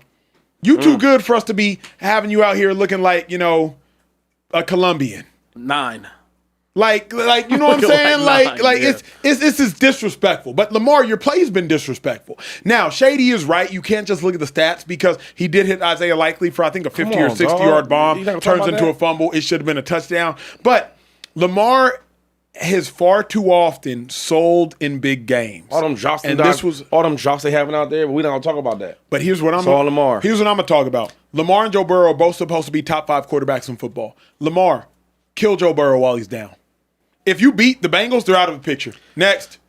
Now you go beat you get the I think they play the Steelers 2 more times, if I'm not mistaken. Beat the Steelers. Next. Instead, you want to lose to Joe Burrow, and now all of a sudden the Bengals got life. You could have just beat them and ended it 2-5, and now the Ravens are fighting for their playoff lives, bro. Like, to me, that's on Lamar. Yeah, and I'm not trying to make any excuses up for Lamar Jackson. He got to be better. But I just wish he had another real number 1 type weapon. I really I watched that game, man, and I don't know who you are. You could be Ray Charles and just listen to the radio. All you know is that they are going to Jamar Chase every single time, right? And that's what they did. Yeah. Lamar don't have that. He don't have that luxury. Does he? No. He throwing Lamar. He's throwing Jamar Chase everywhere. I mean, Jamar Chase was spinning all over the Ravens defense. I mean, everywhere. Huck, tuck, tuck. Everywhere. You know what I'm saying? And I'm thinking, yo. Wow. And all I'm saying is that it's crazy. if Lamar Jackson had a receiver like that, I put the ball up, he gonna make catches. That's why I get so angry with Jalen Hurts sometimes. Like, yo, you have one of them guys. Is he covered? Just start over. Let's just find out. Yeah. Lamar don't have that. But at what point do we have to question? Does Lamar are number one receivers not number one receivers because of Lamar? Has he ever had a number one receiver? Now let you tell me. I'm just saying. Has he ever had one? He's had a first round pick, Hollywood Brown. Oh wait, let me hold up. Has he ever? Because before you go on this, because you're good at this, you're great at it actually. All right. Name me a number one receiver. I'll wait. They've played with Lamar. Hold up. Teddy, you can't do this. Think about it. I'm doing it right now. Hollywood Brown was a first round pick. But is he a number one? I don't know because he wasn't with Lamar. He's never number one. But Zay Flowers was a first round pick. Is he a number one? Well, I don't know because of Lamar. Rashad Bateman was a first round pick. Is he a number one? I don't know because of Lamar. That's bull crap. That's bull crap. Tell me a team that can go be a number one. I'll wait. I'm waiting. I'm still waiting. I don't know. I'm waiting even longer. You want to tell me? Tell me a place where they can go be a number one today. Would you have said maybe the Packers? Maybe Zay Flowers could go to the Packers. For an example, would you have said George Pickens was like the other guys? He'll be better. Mm-hmm. He's not number one. Hold up, Shady. For example, would you say George Pickens was going to go somewhere and play? He's always been number one. George Pickens? Yeah, sure. But him and Zay Flowers, would you say they were drastically different at both of their spots? I always thought production-wise. I always thought that George Pickens was a better receiver than Zay Flowers, and I like Zay Flowers. Mm. I think Zay Flowers could eat in another system, though. To this point, you telling me Zay Flowers with Jared Goff in that Lions system couldn't give you 1,200 if Amon-Ra's giving you 1,500? You feel me? Two different receivers. But I'm saying, like, Zay Flowers, if I put him in the slot and just got him the ball, let me get him the ball. Let me get him the ball. I can't say that. I really can't say that. I'm just how many first round picks? I see a lot of times, like Zay Flowers, he's a talented receiver though, but he does a lot of stuff that St. Brown wouldn't do. Like when I catch the ball, I'm going upfield. Yeah. Zay catching, he's backing up, he's trying to make all that's so he's a talented player and he's talented. So I love that's my young boy. But I'm saying as a number one receiver, that means I gotta count on you. That means no matter what, I gotta come to you. Let me ask you this though. How many first-round picks will Lamar Jackson waste, put that in quotes, until we're finally like, maybe he has been given number one receivers. He's just not helping them become number one. I can't say that, Acho. Like, Shady, 3 first-round pick wideouts in his tenure? He ain't been in the league 20 years now. 3 first. Aaron Rodgers never got a first-round pick drafted. But you don't need to have a first-round pick drafted to be a elite receiver. You know what I'm saying? Devontae Adams wasn't no first-rounder. We know what he is. Mm-hmm. Give him a receiver that's like a number one. Give him one of them dudes. You telling me if Lamar Jackson had, I don't know, I won't even use Jamar Chase. I won't even use somebody like that. I want to use A.J. Brown. Let's say Pickens, though. Mm-hmm. Right? You don't think that he would have better numbers with Pickens out there? Because you already got Lamar Jackson's skill set is like, all right, we're going to run first. He's good like that, right? RPO's the running back. He's going to run first. But I'm saying if you had George Pickens out there, you don't think that he'll be a better? I guess here's what I think you're trying to say. Help me if I'm wrong. Lamar Jackson needs a wide receiver who, when they're covered, they're open. Because if you look at it, Jaylon Waddle, is he a number one receiver? You know he's not. Okay. Devontae Smith, is he a number one receiver? No. Then it's getting dicey. Devontae could be a number one for other teams. Then it's getting dicey. Because the point I'm trying to make is... I think hold up. A number one receiver is a guy that can start on anybody's team as their number one. That's a number one receiver. A number one receiver is a guy that no matter who you put on me, majority of the time, I'm going to get open. There's like 7 of those dudes in the league, Shady. Well, you asked me number one. But the problem is... You asked me number one, right? We gave Lamar a Hall of Fame running back. So you want a Hall of Fame running back and you want a top 7 wide receiver in football? Yo, man, Hall of Fame caliber. You asked me a question, right? And I'm just doing my job. Do your job, but I mean, a number one receiver. You're being unrealistic, Shady. You're asking for too much. You want an all-pro receiver. No, that's what he wants. Okay, he wants an all-pro receiver and a Hall of Fame running back for Lamar Jackson. So, okay, for example, I give you 2. So I think Puka is number one. I think Devontae Smith or Adams is number one. Those are number ones. Okay, you put them anywhere, 9 times out of 10, they're going to be the number one guy. That's all I'm saying. So if you put one of them dudes over there, I think you get that. No, because no matter what's going on, I'm having a bad day. I can count on that wide receiver. Yeah. He hasn't had that yet. You talking about guys that can't go to be number one receiver. Like Hollywood Brown, when he left the Ravens, he didn't do much. True. With the Cardinals. No, true. You see what he's doing right now? Who else you said? Who else you talking about? You was screaming. You was hollering. I met Zay Flowers, and I said Bateman. Bateman. Yeah, Bateman ain't like You know what I'm that. saying? But I'll say this. Come on, man. If Hollywood Brown, and we can move. If Hollywood Brown was drafted by the Cowboys, like CD was drafted by the Cowboys with Dak Prescott, Hollywood Brown would have 1,000-yard season every season. He'd go for 1,200 yards every year. He just would. I agree. It's a different. He just would. But different. It's a different offense. But that's what I'm saying. But that's the my point. point is Yeah. Lamar Jackson and the offense he runs, he inhibits you from having number one That's wide why I'm receiver. saying he needs one wide receiver. He needs one number one receiver. You're saying he needs that to be able to take it over the top. Yeah, Okay. he want one guard. Because you bring Flowers, you said Flowers, you Yeah. said to the Cowboys. Yeah. He ain't the number one. No, of course not. That's what I'm saying. Talk to me. I got you. I'm seeing a lot of comments. So if you guys are lagging, just refresh the stream. You guys should be good to go after that. Moving forward. I was gonna say I got. Oh, you got some super chats? Oh, yeah, let's go hit them. Get some super and chats they, in, bro. They back on my head again, man. They like, Drew, you been whacking the chat today. Guys, when the fellas are cooking like this and I'm cooking like this, working, we gotta let the show ride. But I'm gonna get to these super chats though, I promise.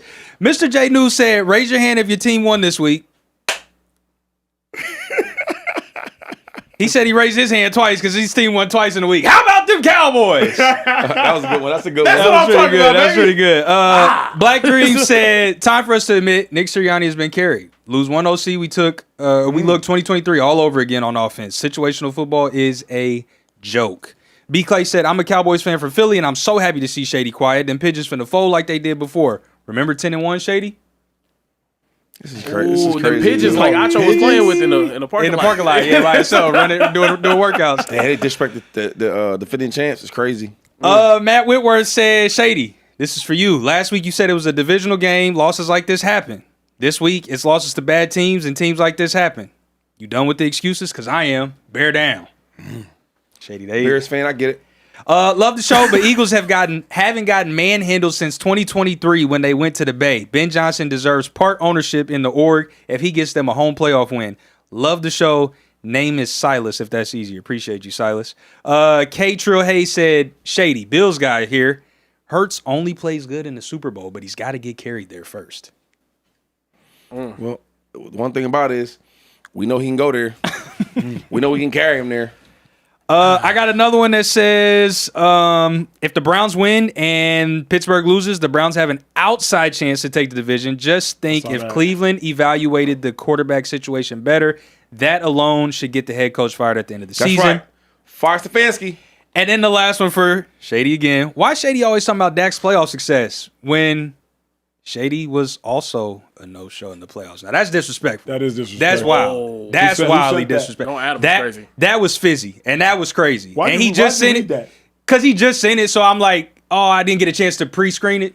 That's on me, Well, Shady. I ain't mad at him. I mean, I'm comfortable with my career. Yeah. With Dak's career. I'm That was comfortable with I think that's a foul on Trey though. It was. Trey, yeah. I can take blame for that. No, it's not. He literally sent it as I was reading the last one. I didn't get a chance to pre-screen There's it. nothing wrong with that. I know who I am. But you But got at least he paid the money to disrespect. you gotta know what I mean? moderate. He I paid do. the money to disrespect. He paid you. the money to It's crazy. disrespect. Last time, it's about improvement, growth. Remember I mean, last time I read the disrespect, he didn't even send the money. It was just a but we can compare career. If you want to compare career, we can compare careers. I ain't mad at that. Yeah, your career is gonna be a lot better than his. I mean, yeah, I ain't tripping mad about about that. Hey, are we still lagging? Y'all I think we are. That's why I'm. Y'all hit the refresh button. Hit the refresh button. Make we sure. haven't picked back up yet.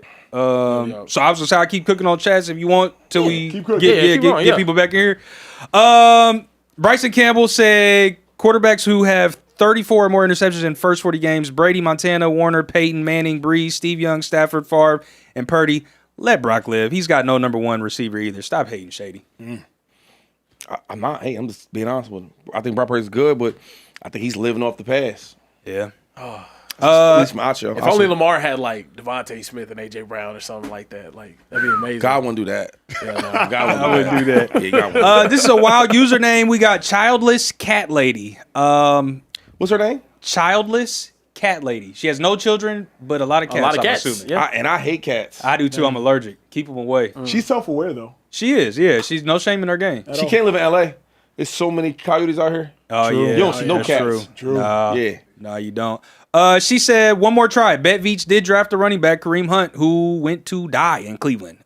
Shady, what do you say about no discipline without EB? P.S. I love you.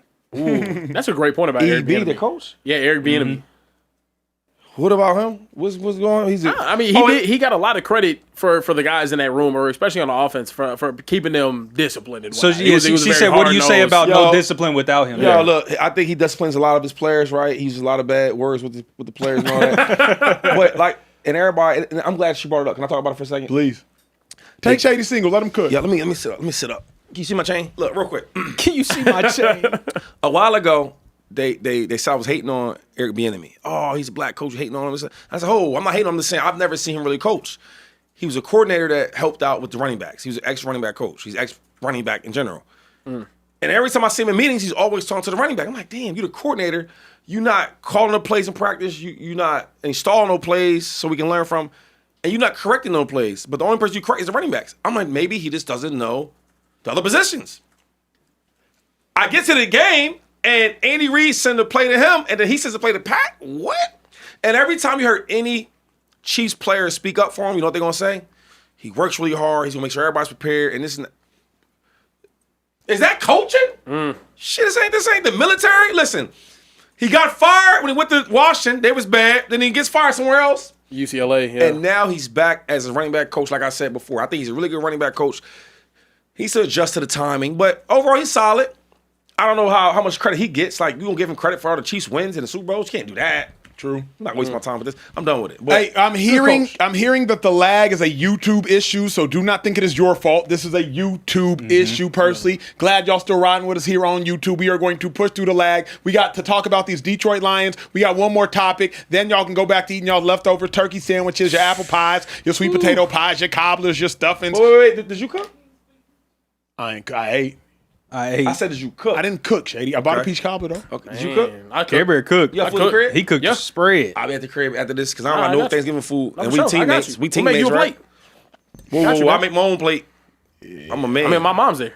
Oh, she? Yeah. What's Okay, she'll make you a plate. okay. That's what I'm saying. Yeah. It's a family thing, man. But Shady got kids too, though, Kerry. You got kids in mind. You got we got a lot of leftovers. They don't get back till Monday. They off. Oh, okay. yeah. I'm about to say you can't have them eat ain't got frozen kids pieces this and weekend? stuff. And you know I'm married to the streets. But you was just exclusively dating, though. You was. Are you still? Is that still? Give us an update. Still, you know what? Wait, you had it. Hold up. Who was that? You posted on your story, knocked out on the chair. Oh, Said that yeah, big Thanksgiving dog. food, Big dog. Was that with You an said your uncle? grandma. That was a Hold on. cousin? You ain't finna get a plate in my house lying about not eating. Well, no, I just landed. You Okay. know, 2-5. I live on the plane. Yeah, Acho yeah. keep calling me, where you at? Show's about to start. I get it. You know what I mean? Okay. I got you. All right. Moving forward, we want to talk Lions, Bengals. Talk about it. Lions, Okay, yeah. Lions. All right. Moving forward, we got to talk about the Lions losing to the Packers on Thanksgiving Day. Dan Campbell in the news a lot because he's a great coach, but maybe taking too many risks. I'll let you guys take a look at this tweet. Ryan Knows Ball said Dan Campbell's a good coach, but he needs to stop with the fourth down gimmick thing. There's not a single reason not to kick a field goal on this play. Recklessly ruins the game for the Lions for the sake of maintaining identity. Down 10 minutes remaining. I'll let you guys watch the play. This was wild. Goes for it. Man, you gotta catch the ball. Jamison Williams drops the ball. What you mad at, man? Catch the rock. Now, I feel kind of two ways about this. One, you could say this is like, oh, why are you going for it? But then also, you draw up a winner. So, what's the This concern? ain't the one. Dan Campbell is ruining the Lions, and here's why. It was 17-14 at midfield. He goes for it on fourth down. They don't get it. 2 plays later, the Packers go for a bomb. They get it. Now it's a 10-point game. Yeah. Like, y'all were only down by 3. Punt the ball, pin the Packers, make the Packers drive the distance. There are statistics to tell you everything you need to know about football. If an offense starts inside its 10, there's a 7% chance it scores. So if you punt the ball at midfield, now there's only a 7% chance or less that the Packers score. Instead, you want to go for it on fourth down at midfield. You don't get it, but here's the kicker. Midfield is where offense takes shots. And the Green Bay Packers are one of the biggest shot-oriented teams. So Dan Campbell, you go for it on fourth down, don't get it, leave the Packers the ball at midfield, 2 plays later, now it's the 10-point game instead of a 3-point game. Bro, it makes no sense. I understand doing things the way you've always done them, but a sign of maturity, Dan Campbell, a sign of growth, Dan Campbell, a sign of becoming an adult and learning from your mistakes, Dan Campbell, is realizing maybe the way I've always done things isn't the best way to do things. Dan Campbell, the way you've always done things isn't always working. You got to mature as a head coach and realize going for it on fourth down is not always the smartest thing to do. Sometimes it's smarter to just take the points. I think it's easier said than done, though, because now when I get the attitude right, and I put it in the player's head. Like, look, we going for it. We are an aggressive team. So every time it's 3rd and 3, and he's all right, even if we don't get it right here, we're going to get on 4th down. That was a good play call. He dropped the ball. Yeah. He was having a career-type day, and you drop a 3rd down like that. So all them yards you had, 144 yards, 2 touchdowns, it don't matter because you dropped the easy 1st down. Yeah. I want my coach like that. You know another coach that was like that, Acho? Talk to me. They didn't have as many talent as he has? Doug Peterson. Yeah. And you know what he going to do? 4th down, I'm going for it. You know what they did? They won a Super Bowl. Yeah. So you might not like it, I might not like it, but yo, when you put in your mind of all the players and all the coaches that we are an aggressive team, we're always going for it, you look forward to that. And then when you stop and you like, we're not going for no more, you're like, what's going on, coach? Are we changed? Is our identity changed? No. We still aggressive. But today I was listening to one of the guys on TV, the commentators, and they would say, sometimes we blame the coaches for everything. Sometimes you gotta blame some of these players. That was a 4th down conversion right there he dropped. But we don't talk about that? Yeah. Shit, you kidding me? But eventually, though, 2-5, eventually, Dan Campbell got to realize it hasn't worked to get me to a Super Bowl, so I might need to adjust. Because the fact of the matter is, he doing all this, but he's 7-5. Brandon Staley did it for a year, too, and it was all cool. It was all fun. Go for it on 4th down. It ain't working for him. So, like, if it was working for you, if y'all were... What it ain't working for him? Let me just remind you, because I know you've been on TV for a while, right? And you got a lot of stuff to follow. Do you know where the Lions come from? You know how awful they used to be? Mm-hmm. Everybody I know's best games with stats is against the Lions. My best games is against the Lions. True. You get what I'm saying? True. Everybody I know has better games against the Lions. And now they are a real team. Yeah. Like we talk about them being like a best NFC team for a reason. And that became Dan Campbell, I'm going for on 4th downs. But eventually, don't you realize what's always worked for me will no longer continue to work for me? Shady, I was talking to Magic Johnson. True story. I'm talking to Magic at the rooftop of the Waldorf. My favorite restaurant out here. That's a good flex. That's a crazy. I mean, I just Shady, I'm at the Missoni room with the Bibelos. Yeah, like, bro, like, can we stop? Like, yo, on one Sunday, I'm talking to Oprah, and then Matt Johnson. Oh, Magic calling me. Sorry, Oprah, gotta let you go. Yeah. Magic calling me. He was doing that. But Shady, Care Bear, it's the way he does. He's like, true story. I was talking to Magic Johnson the other day and said that, like, can we take a second and just like, can we digest that? No, Who'd you have? Like, golly. Who'd you have a hold longer though, Magic or Oprah? I just gotta know. Oprah's call I missed. Magic's I've never missed. I've never missed. You missed a call from Oprah? A black man, I get it. The big leagues was calling. You missed that call. That's crazy. And he's 6'7". Can I tell my story? If he's 6'9" or 6'8". Let me tell my story. 6'7". 6'8". He gonna check out your. That's crazy. Missing a call from Oprah is wild. I'm on the phone. I wasn't on the phone. It was actually in person. I'm talking to Magic, and Magic was like, hey, bro, let me give you one piece of advice. I said, what's that? He said, what got you here may not be the same thing to take you there. He said, when I made it to the big leagues and I left Michigan State, he said, sometimes I had to leave some friends behind. I had to leave some agents behind. I had to leave some family members behind because what got me here wasn't going to be the same thing to take me there. The things that made Magic Johnson a Laker aren't necessarily going to be the same things that make Magic Johnson a Hall of Famer and aren't going to be the same things that make Magic Johnson a billionaire. What got me here won't necessarily take me there. You need to remember what got you here might not take you there. Well, I'm saying that to say 2-5 with Dan Campbell. What got you to the NFC Championship game, it might not take you to a Super Bowl. And what got you to the playoffs might not take you back to an NFC Championship game. Eventually, Magic Johnson might realize, I got to level up. Dan Campbell might realize, I got to level up. So that's all I'm getting at. I'm not disrespecting what Dan Campbell has done. You're exactly right. But what got Dan Campbell here, it just might not take him there 2-5. You know what, though? Man, you got me thinking between a rock and a hard place. Because if I'm Magic, and he's right, some things I got to leave back there to get ahead. Of course. There we go. It's like, but he had to leave her, leave that right there to get. But I'm thinking, like, sometimes in my life, There you go. there's some special ones that I just can't leave behind. There it is. And without them, I will not be who I am knew it. today. Yep. And sometimes you got a big game on Thursday or Friday, but you got to see that special person on Wednesday if you want to have a big game. Side pieces. And if you don't have a big game, you're like, man, I should have seen such and such. So, this one's dedicated to all the side pieces all around the world. You know you'll never be more, and you'll always be less. Nah, but real talk though. But there's comfort in knowing that you're okay being second best. Every superstar, side pieces. That's a lot going on. Mm-hmm. But it's always that friend, that helping friend. Yeah. Or maybe because you had no special doctors twist your leg certain way. They come up every Friday before the game. Every player got to see that special doctor. And I don't know what doctor that is. Is she licensed? I don't ask for credentials. Damn, it's like asking somebody for the ID. Let me see ID. I don't do that. That's crazy. All I'm saying is that every Friday we had this guy named damn, what was his name? Hattrick. Anyway, and he would come. He would fix everybody's ankles. Like, ankles hurting all week, and it'd be perfect.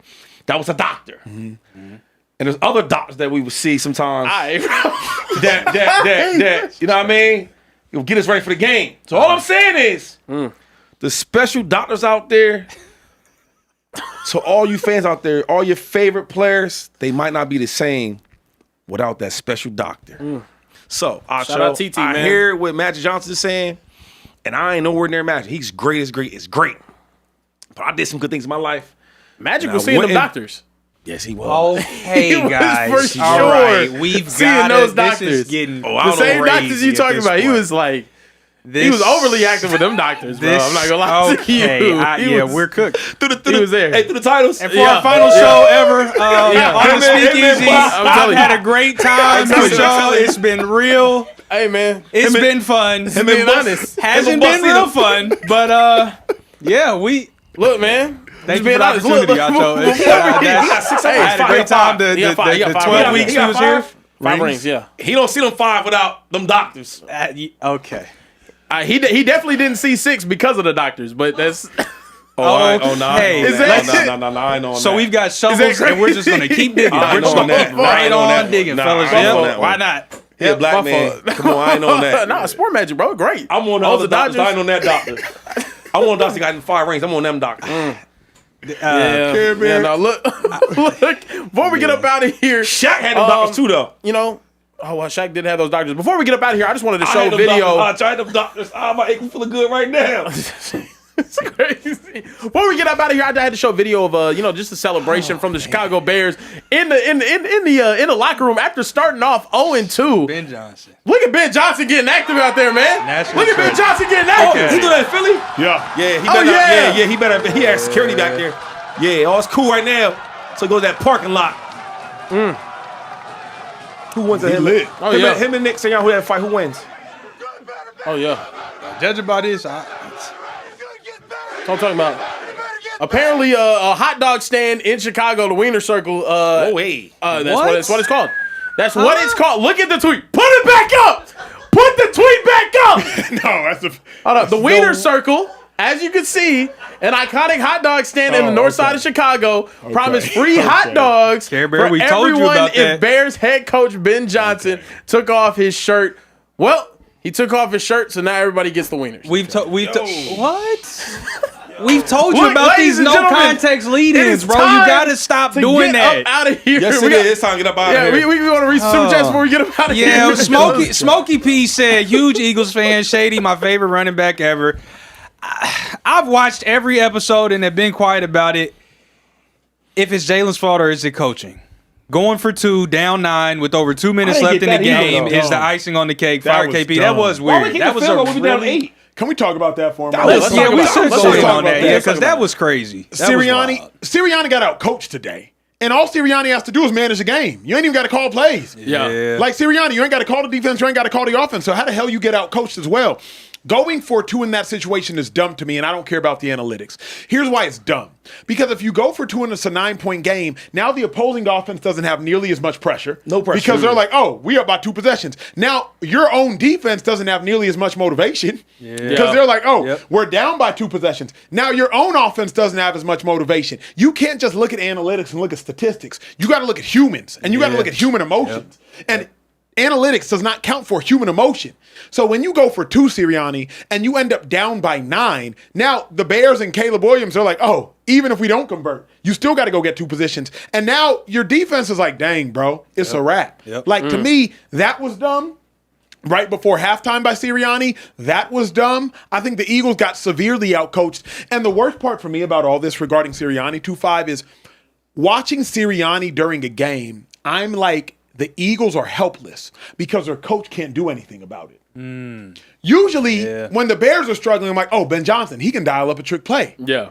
if you're D'Amico Ryans, his defense, he can fire up some different blitzes. But Sirianni, you don't call plays. I understand D'Amico Ryans doesn't, but he's more actively involved. Sirianni, you don't call plays. So when the Eagles' offense is struggling, I'm watching the game like, dang, we're helpless. Sirianni, you can't do anything. We just have to sit here and hope Kevin Patullo figures it out. We got to sit here and hope Vic Fangio figures it out. Sirianni, you're the head coach, not the foot coach, not the hands coach, not the knees coach, the head coach. You dictate where the body goes. And if the body is flailing and failing, Sirianni, you were failing and flailing. So how in the world can we sit here and watch a helpless Eagles team and I'm looking at the head coach and the head coach looking back at us? And I'm like, Sirianni, do something. I don't think but he can't. I don't think that's the case. You tell me he have nothing to do with the offense at all? Kevin Patullo said during the presser last week, Shady, that Sirianni doesn't have much offensive involvement. They talk about strategy. So, like, if it's 3rd and 5, hey, we're going for it on 4th down so you can run the ball. And you believe that? Because he said it to the media? How many times you lied to the media? I used to lie. I'm still lying to the media. I'm still lying. You lied to the media. That's what you do. So that's the number one code is lie to the media. That's one. 2 is, when you watch the Eagles, right, you can't tell me they went that far. He had nothing to do with that. Come on, man, stop. The reason, Shady, I don't think Sirianni has anything to do with it is, why does the offense drastically suffer every other year? If Sirianni was more actively involved in the offense, they wouldn't fall off like this. But players don't say that, though. Players don't lie, media lie. Players lie to media. They don't lie to other players. When I ask these superstar players they have over there, they say, yo, nah, he's involved. There's certain places we want. We go to him, he'll get it done. He does that. I don't talk about that part. That's our opinions. I do want to talk about that. 2 point? I didn't get that. And I was like, am I high? And I don't even smoke. I was trying to figure that out. I was wondering, though, if you're on defense, right? Like, does that matter at all? Because I'm thinking, if we're down 9, we kick the extra point. We're down 8. Now everything is still up to play for. Correct. Defense can play for, right? And then there's pressure because I'm thinking like, all right, if I'm up 9 and he's throwing a bomb, I'm saying, yo, just don't do no flags. Be safe. If he catches it, cool. Yep. But now, if I'm down 8, damn, like, we can't let him score. Correct. You get what I'm saying? Correct. So wait, tell me why. Like, what was the thought process for him doing a 9? The thought process is you want analytics. Yes. The analytics suggest, for those watching on YouTube, y'all in for a treat right now, the analytics suggest you want to know if you don't get it sooner than later. Because if you don't get it and it's a 9-point game, you want to know that. So that when you go score, you kick an onside. As opposed to if you keep it at an 8-point game until the very last moment and then you don't get it, it's game over. So the analytics suggest you want to know how many points you need sooner. Right there, real quick. The first thing you when you said all that, it's like, okay, now that's the same thing with our offense. We're always playing defense first. Yeah. Let's play defense. No, let's go win the game. Yo, let's kick this field goal. Let's get stopped and let's go score. We don't do that. Everything's like, yo, let's play safe. Got a good defense. Let's play safe. Conservative passes with Jaylon. Okay, let's run the ball a lot with Saquon. Like, yo, we don't try to, like, for example, we start throwing the ball deep to A.J. Brown. Why we can't start with stuff like that? Think about it, though. That's a really good point. Yo, when you play, we interviewed Jaylon, right? Yep, Jaylon Johnson. Jaylon Johnson is really all-pro cornerback. He's really, really good. And he basically saying like, our offense is predictable. It's simple. Yeah. And I'm thinking when you have to defend the whole field, the running quarterback, the running back, now we're throwing shallow, the short stuff, and we're throwing the deep. As a coordinator, I got to cover the whole field. Yeah. That's one thing I can say good about Chip Kelly. When you play us, you had to cover the whole field and everybody. But when you look at the Eagles now, they might take a shot here and there. Yeah. You get what I'm saying? It's nothing really to put no pressure on. Shady's on to something because the Eagles play not to lose. Not to lose. First. That's the word he said, not to lose. They play not to lose first. Yeah. And then once they start losing, then they play to win. Stupid. The Eagles don't come out the game playing to win. I think that's they what the start offense off by looks playing does. not to lose. Yeah. Jaylon starts off by playing not to lose. And then immediately once they're losing, now like, oh crap, we got to go play to win. As opposed to playing to win from the jump. The whole game plan was not to lose. And then you get down by 8-9 points, and now Jalen's like, uh-oh, I got to go try to win it. That's why he throws an interception. The thing I hated most about watching this Eagles game wasn't during the game. 2-5, it was during the broadcast. And they said, Jalen Hurts, 17 touchdowns, only 1 interception on the season. And I was like, y'all gonna brag about that. Not realizing part of that statistic will cost the Eagles games. Because Jalen Hurts has those types of numbers because he's playing not to lose. Caleb Williams had the same numbers last year. I think there was a point in time where Caleb had 12 touchdowns, 1 interception. He wasn't doing anything great. He just wasn't taking those shots. But in order for Jalen Hurts to have touchdowns like he had to A.J. Brown today, you have to throw a 50-50 ball. But to A.J. Brown, it's an 80-20 ball. There you go. But Jalen doesn't throw those balls because Jalen is playing not to lose as opposed to playing to win. But is that him? See, I don't think that's Jalen Hurts. I think it's the way they're coaching him. Like you know I'm heavy into boxing, right? Yep. And if I'm a boxing manager, and let's say I got a fighter, he's a gangster. Yeah. He's knocking everybody out. But you start noticing every time I have a fight, my managers put me up with guys I'm better than or guys that's weight drained. It's like I'm always got the advantage. So now you start thinking, well, damn, am I that nice? Compared to this other dude, he fights everybody at the top and he's beating them all. So now he's always feeling confident because I'm beating the best at their best. As in, I'm trying to win compared to I'm putting you in a match where I want to make it easy for you. And I think we got Jalen Hurts. It's not him. I think we make it easy for him. So now it's like, all right, I'm not going to throw these balls because I might get a pick because the coach is already telling me without saying it, I'm going to give you a conservative offense to handle. Compared to, give me the whole playbook, right? And if I do some bad stuff, let me learn from it. Compared to, I'm not even going to let you do it. Does that make sense what I'm saying? 1,000%. I just think Jalen plays, and you and I have talked about Wait, this. That's why when I be thinking about, because like he says a lot, he has a lot of messages after the games. Some of them be a lot of them. But some of them, like, I get what he's saying. Like, I feel like they let me out the straitjacket. And I'm like, what's he saying? And when I watch the games, I see it. You not letting me throw the ball deep to AJ. You not letting me do that. You want me to do all conservative stuff and run the ball all day. Yeah. So now when you let me out the straitjacket, I let me throw the ball deep and I make plays. Today I feel like I was out my straitjacket. So I get what Jalen Hurts be saying. I think sometimes the coaches, they play him as if, hey, I don't want you to lose the game for us, and let's not lose. Let's just win it conservatively. But I think it's because that's how Jalen plays the game. Like Jalen's skill set is a, hey, don't go lose the game skill set. Yeah. It's a run the ball. But what tells you that though? Because what tells you that is the way they're using. But Shady, since day one, they use him like that. Since day one. But here's my problem. If every offensive coordinator has used him the same way, eventually I'm thinking it's a him issue. If you got 6 different drivers and they all get into the same whip and nobody can take it past 80, there's a governor on it. It's an issue with the car. It ain't an issue with the driver. Jalen Hurts hasn't thrown for more than 25 passing touchdowns yet in his career in a season. Yet. Super Bowl MVP and all. He's had Kellen Moore. He's had Sirianni. He's had Brian Johnson. He's had the coach for the Colts. He's had this coach now, Patullo. And he's still not thrown for over 25 touchdowns in a game. So that tells me, 2-5, if all of these different brilliant offensive minds, some more brilliant than others, are getting inside the whip and can't none of them push it fast, but I just gave there's you a limitation on that just makes me wonder. I gave you that example though. So listen, I'm telling you, if everybody has used him a certain way before him, so if I'm a coordinator and I see the way they use him before I got with him, okay, this must be how he plays. I give you an example. I remember when I first went to Buffalo, we had Greg Roman. Yeah. And I watched the stuff he did with Frank Gore's other running backs, but when you get me, you was like happy like you got a new toy. You had me doing all this. He had me doing pitches, reverses. All that. I'm like, yo, I ain't a gadget, dude. But he seen the way I played in Philadelphia, all the moves on the cutbacks. He thought I was basically not a shifty back, but like a scat type of back. I said, nah, I ain't Reggie Bush. Use me in there like them other running backs. And you know what happened? We started running power stuff. And now I started doing what I wanted to do there. So I think sometimes it's people how they see you before you're used. You get what I'm saying? Yeah. Like if I had to coach Jalen Hurts, right? Before I even know anything about him, I watch all the tape on him and I see what I see before I know him. I say, damn, the way we use him is like this. Yeah. Because I seen it before him. Yeah. That's all I'm saying. Compared to if I'm like, okay, you know what? I don't care what I seen before. Let's use you the certain way. Like Lamar Jackson, I don't care who the coach is going to be. They're always going to use Lamar Jackson how he's been used. Because that's what you know. But let me push back if I can. Remember, Todd Monken has used Lamar Jackson very differently than Greg Roman has.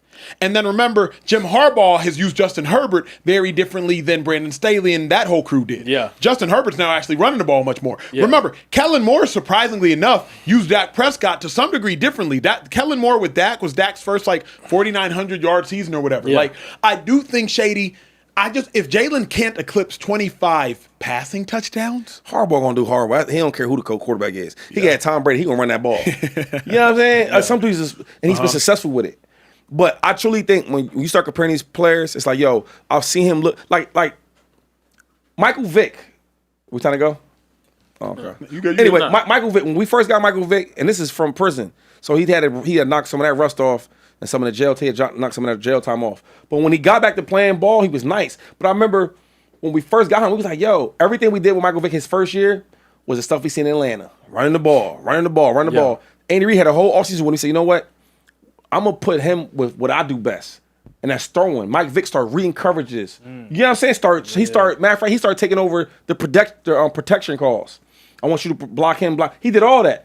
But for his first year, we was like, okay, we're going to use Mike Vick the way we seen everybody use Mike Vick. Yeah. You get what I'm saying? Right, yeah. That's what you know. Yeah. I mean, I hear that. And Andy Reid is a guru offensive coach. Where I don't think nobody in the Eagles. So was that more offensively is like an Andy Reid, you know? Was that more of Andy Reid's belief in Vic's ability to expand and grow as a player, or was it just like, this is me, this is my offense, I'm calling the shots, like, you got to adjust to me? Like Harbaugh. Harbaugh is a confident dude. His scheme that works. Yeah, that's Andy Reid. So you got to adjust. Andy Reid say, "Yo, you gonna adjust to what I'm doing." Okay, so full circle.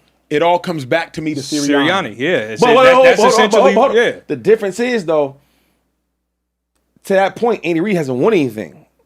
Where Nick Sirianni he won a championship. What you mean, Andy Reid hasn't won anything? Like at that point, in Mike Vick's second year, you gonna follow what I did because I did well. Yeah. But when you win a championship, it's like, yo, why do I want to change? Like, if I win a championship and I've been to 2 Super Bowls with Jalen Hurts, why do I want to change these? Even though I would like him to change a little bit, but why do I want to change him? We back on TV? Nah, keep going. So do you? You know what I'm saying? Yeah. Why would I change? Yo, if I had you married. Yep. Don't want to use wives in this. Not as league football. If I'm a head coach that's winning Super Bowls and going to Super Bowls, in 4 years I've been to 2 of them, 1 I won. Why do I need to change Jalen Hurts? That'd be the argument that I agree with. Like, yeah. So do you not think you've seen enough on film of like, okay, Jalen Hurts is not expanding. He could potentially be hurting the team in a way. There's not enough of that on tape for you to be like, okay, Sirianni, you gotta make him adjust to you as the play caller. And that's the part I can't understand with the team, because sometimes I blame Jalen, sometimes then I blame the coordinator, and I'm thinking like, you know what? If I'm Jalen, and every time the coach has a game plan for me and it's always conservative, then maybe I need to play conservative. Yeah. Compared to if I have a coach that says, you know what? We're going to do 50-50 conservative, and then somebody's going to be aggressive. But now I might think different. Here's a hard part of why I got to push back with that is because this has been a Jalen Hurts issue even back in college. Like, Jalen Hurts was so conservative that Nick Saban, like, this isn't a new thing. Right. Nick Saban was like, I got to bench you, bro. If I want to win this national championship, I need Tua. Because Jalen, you're not going to throw it to Smitty. This is college now. Right. Jalen Hurts, Devontae Smith played together national championship game against Georgia. And Nick Saban was like, bro, against these Bulldogs, I'm going to have to throw it. Sorry, Jalen, you got to go to the bench. So with all that being said, I'm like, bro, I think it might be a Jalen thing. Yeah, that's even more than Sirianni. Yeah, what's up with the super chats though, bro? Let's see. Super chats are popping. We got Rasheed Hawkins said, what's the excuses today for the Eagles collapsing? I got here late. Also, them boys, Eagles open the door. We also got an interesting take that said Jet Lag TJ said Daniel Jones is doing better than Lamar with similar weapons. Great defense, top 2 running back, great tight end rookie, and decent wide receivers. This needs to be talked about. Super Jack says, Shady, please stop downplaying Smitty. He was the number 1 before AJ came, and he was balling just fine. Oh, wait, hold on. Who said that? Who said that? That was Super Jack 843. Super Jack, I love Smitty. Don't get that messed up. I love Smitty, right? But He talked about. All right, that was crazy. You love Smitty, what? I'm not. I'm just being honest. I don't think he's a number. This is a bona fide number 1. I don't think that. Yeah. What about what y'all think about this take? They said Daniel Jones is doing better than Lamar with similar weapons. Great defense, top 2 running back, great tight end rookie, and decent wide receivers. This needs to be talked about. Is this a Shane Steichen, Todd Monken type conversation then? This is even a blind squirrel finds a nut. Okay. Like, we can't talk about Daniel Jones and you know what I mean? Like, Lamar's had bad games. He's been hurt. Daniel Jones has had some good games until he had to have a good game against the Chiefs when they were stopping the run, and then he fell short. So, hey, and fellas, hold on. We have a surprise guest here in the Speakeasy. You know, me and Shady are big boxing heads, and next weekend the boxing world will be looking at this huge matchup. We got Lamar Roach Jr. joining the show. Next weekend he's gonna be taking on. Come on now. Yes, sir. He's like Pitbull Cruz. What's going on, man? How we doing today? Man, I'm chilling, man. I actually just got finished working out again. Oh, snap. We think the headphones might be your headphones might be rubbing against your beard right now. So they might, Okay, y'all can hear me? Can you say this for us so we make sure everything's working? Can you say fly was fly? Oh, man. Come on now. Oh, man, that's crazy. We ain't gonna talk about Your Commanders, we're gonna talk strictly about boxing. Yeah, Jill we will talk gotta about keep that. it so boxing right now. So Yeah, no, let's keep because the Eagles ain't fly today. they definitely did not fly today. Talk to him. Now, look, They didn't soar today. we know you got a big matchup coming up next weekend against Eastside Pitbull Cruz. In your last matchup, I mean, both of you guys, you faced off against Javante Tank Davis, and now that fight, I know you were both kind of looking for rematches. Both of those fights ended up falling through. What led into this matchup, and then also, are you frustrated in any way that rematch against Tank didn't happen? What led into the Pitbull Cruz fight was that we knew they was up to the BS. I mean, I guess y'all got to think the first fight didn't happen when it was supposed to. It happened 4 months later after it was originally scheduled, in a different venue, everything. So it's when it comes to that one specific fighter, things are up in shambles, and you know what I'm saying, like it's just. He controlled the show, so it was just like, all right, whatever. So, genuinely speaking, like we already knew, so we had some what ifs. Like once we signed the contract, we already knew, like, all right, if this doesn't take place, we still want to fight this year. So that's kind of how that we already had our eyes on Pitbull. We had our eyes on a couple other guys too. So, Pitbull made the best sense. It's more rewarding and it's better for my legacy. Yeah. So, Chan, how you feeling? First of all, before I get to any questions, how you feeling? I'm feeling good, man. I'm feeling good. I know you seen everybody the talk and all that. They're like, oh, he's big, he's huge, he's this and that. How's he making 130? I mean, so I'm feeling good. I'm feeling strong. It's like I don't have to cut weight or nothing like that. So I'm chilling. So Pitbull Cruz, he is a good challenger though. So this is a good fight. This is no walk in the park. For sure. I do think I'm betting on you. I told you that a couple weeks ago. I told you I was betting on you. I want to ask you this though, man. Like I watched Ryu beat him, right? He moved a lot, beat him, moved a lot, made him miss. Also Tank, right? Even though Tank said he hurt his hand, I don't know. But he made him miss a lot, right? But you can fight the inside too, though. I seen that shit when you was fighting Tank. I didn't know you can do that. Is that something we might see this fight? Maybe fighting more on the inside because Pitbull is going to bring a lot of valuable punches. He's trying to smother you. Can we see that? Oh, y'all gonna see that for sure. Y'all gonna see the bag.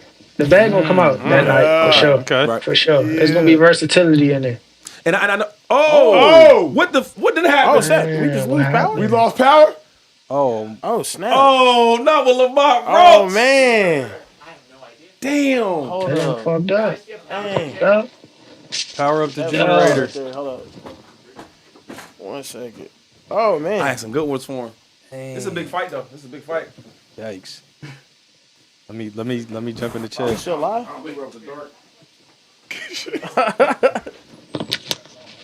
Hold on, B. The mics might still be. I don't know. They got knocked out. You on Wi-Fi or you need that? I'm still on Wi-Fi. Oh, damn.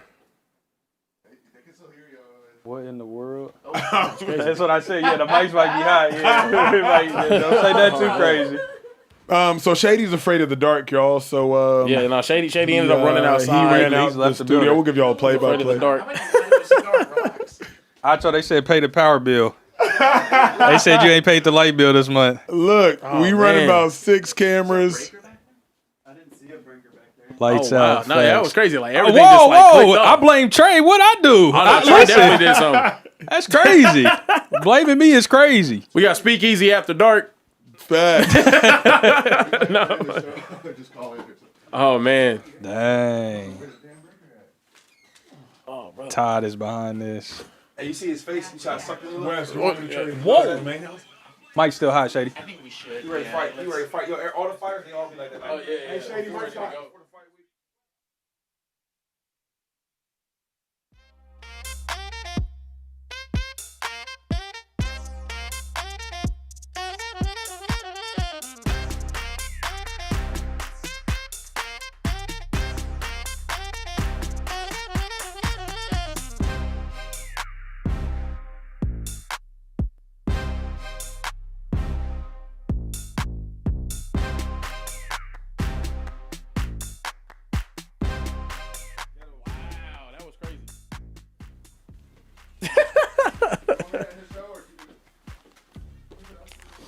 I don't fucking know. Let me see if we can get him back.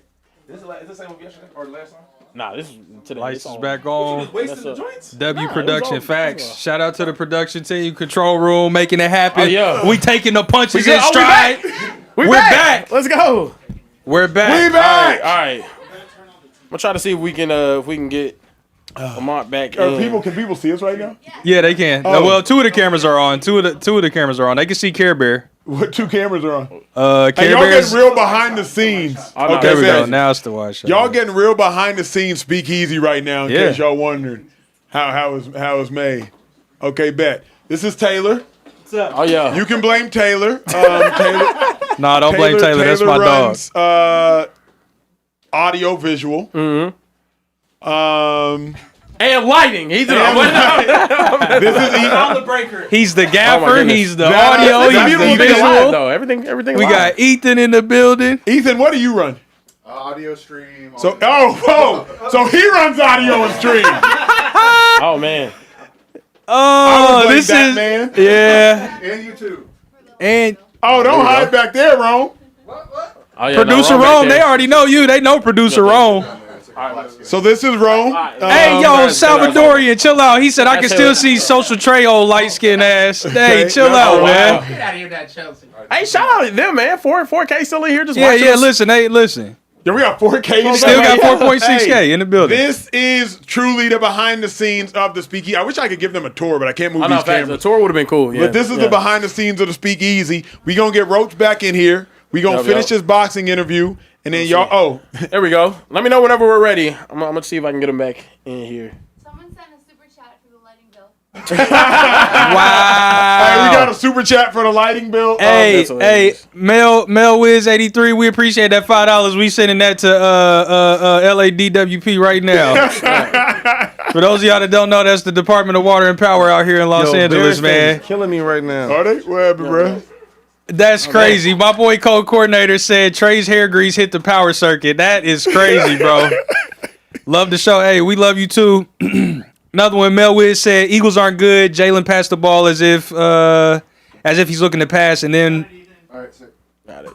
he thinks everything's clear, runs for the first downs. That's their identity. Yo, I'll tell you later, but they say your man at his Hall of Fame thing, there was no. See, the mics are hot. We still live right now. I ain't saying that. Yeah, he's still cool right now. My boy Austin Dye in the building said, shout out to my boy Social Trey. If Dallas makes the playoffs, the Super Bowl is on the horizon.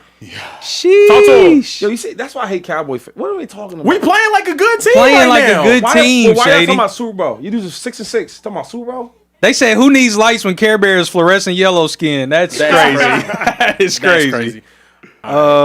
I'm giving Lamont a shout back right now. Trying to see if we can get him perfect. back in here. Sorry about that, y'all. In case y'all missed it, we had Lamont Roach in the building, our first boxing guest. We was there we getting- go. there we Okay. go. There Let we us go. know. Let us know if you can hear us. Can you hear us? Yeah, I can hear y'all. Damn, I thought it was me. Oh no! It was all us. Hey, Taylor, let's get audio back in here. Yep. One second, yeah. They said, Shady, you too big to be scared of the dark, It was bro. one, yeah, Running sorry, out the we studio lost like power that. That's completely crazy. up in here. That's really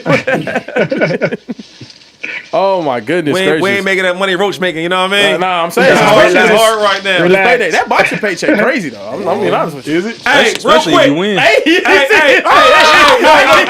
Yo, off the record, because I'm in the rooms.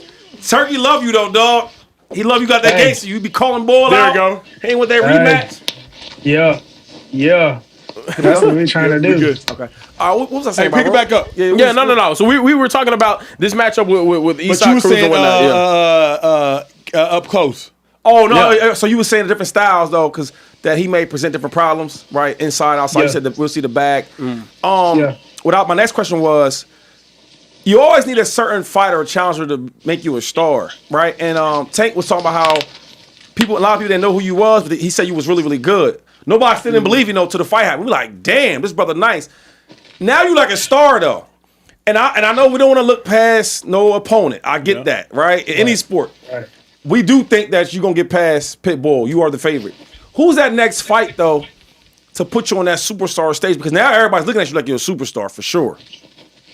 Well, I think it's only fitting if I'm if I'm of that status, why not fight somebody of the same status? Why not fight the likes of a Shakur? Why not fight the likes of a, whoever's the champions, but but of that status. You know what I'm saying? Like, me and Shakur already talked about it. Like, we know that that's a fight for, the fans to determine, or what I'm saying, to really see who's the best. So we determine who the best at 135. Is that the fight? So is that Shakur? Is that the next one you think about to put you on that next? Because a couple cats. For sure. But I'm saying that obviously Shakur is considered a pound for pound talent, and I think he a bad motherfucker in there too. So if I beat him, obviously I'm going to complete my goal as to being one of the best pound for pound in the world. Okay. So that's the journey that I'm on. That's what I'm trying to complete. I'm trying to complete that. So. And even if it doesn't happen, I think in the future, like, it'll be inevitable. Like, we'll know that we're two of the best in the sport, period. Like, I think he beats T.O. And, you said it easy, too, though. I think he beats T.O. I ain't gonna lie. Oh, wow, okay. Yeah, no. Him and T.O. is going to be one of the biggest fights. Before you go, real quick. Go ahead. I love this boxing shit.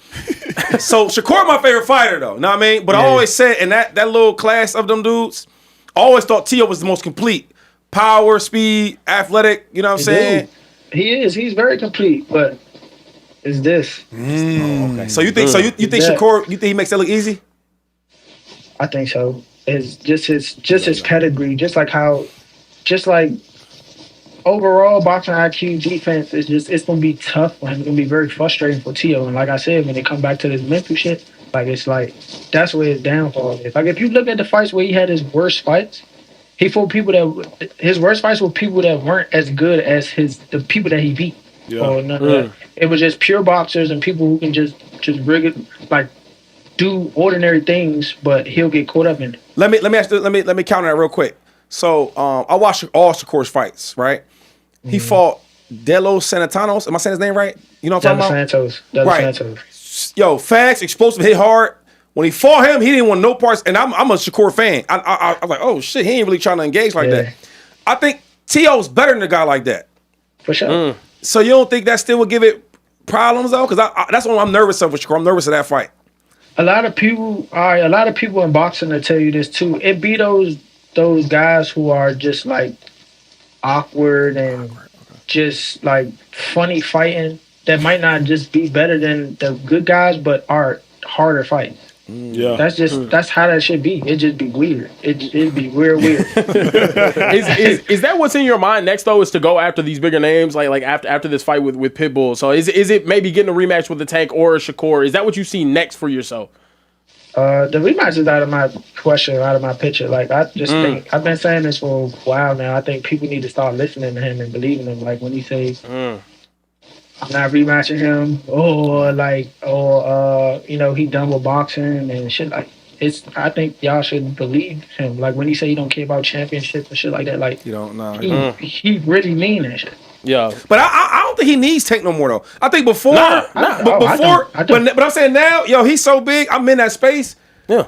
Like, they look him one of the next top tier dudes to take over. So I don't think he need Tank no more. Hey, I got a question, bro, on a bigger picture of boxing, though, because everybody be talking about the whole Jake Paul and is he good for the sport? Is he bad for the sport? Non-boxers be answering the question, but I want to hear from a real boxer. Like, is Jake Paul a net positive for boxing, or do you wish he never would have entered the ring? It's two different aspects. So y'all know Jake Paul is a promoter as well. Yeah, he is. That is the main reason why Jake Paul is a net positive for the sport. I'm not gonna lie. Yes, he does bring viewerships and all that other stuff, and then he brings like non-traditional boxing fans to the light to watch the sport.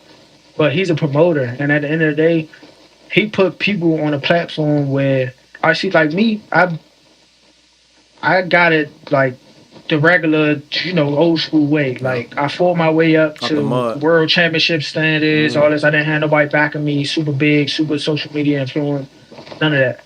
So, and I didn't have that push. Like, I didn't have that commercial behind me. Mm-hmm. Jake is the commercial himself. Like, with MVP promotions, what he do is he put the guys that box that might be just turning pro or just might be give him a chance, about to be contenders and shit, like a lot of people see them. So they get paid more, they get more views, and they might even, like, people in the rankings might even, like, the sanctioning bodies might even look at them like, oh, this guy fought on this card, we just seen him, whoop, let's give him a couple more notches up in the rankings rather than, you know, somebody else. So that's why Jake is a positive. Jake is great for sport, and he got women getting $1 million paydays. Yeah, that was big. Yeah. Hey, on Netflix too. On Netflix. What's more important, bruh? Money or legacy? Because I seen some people fight Jake and just to cash out, but other people like, man, I'm not gonna fight Jake. That undermines the integrity of the sport. I get that. Like, answer that question for real. Like, what's so? It's tricky. At the end of the day, so I'm in this for the love of the game, but I'm a grown up, bro. I got bills. I got a child. You know what I'm saying? And people don't get the opportunity to make that much money. That's true. So, and people don't even get the opportunity to make as much money as I make. So, you know, I'm blessed and I'm thankful, but my love for the game and how I cherish legacy got me to where I'm at. Yeah. So that's how I take it. I'm always going to value the integrity of the sport. And if I do veer off and fight a commercial fight, I'm going to let y'all know straight up, I'm fighting a commercial fight for this, that. I'm not leaving boxing alone, coming right back, but I'm about to go get this bag. real quick. That's it. I'm not looking to go venture into that just because. Like, nah. I think sometimes it goes hand in hand, though, right? You try to get the legacy. Yeah, it do. Like the money. Yeah. I want to ask you my last question, right? Particularly for this fight you have with Pitbull. Is there any, now I know you got your own game plan, I don't want you to talk about that, but is there anything that he can kind of give you troubles with or fits, right? Because he has a unique style, the way he fights. He's just tough. He gonna be right there all night.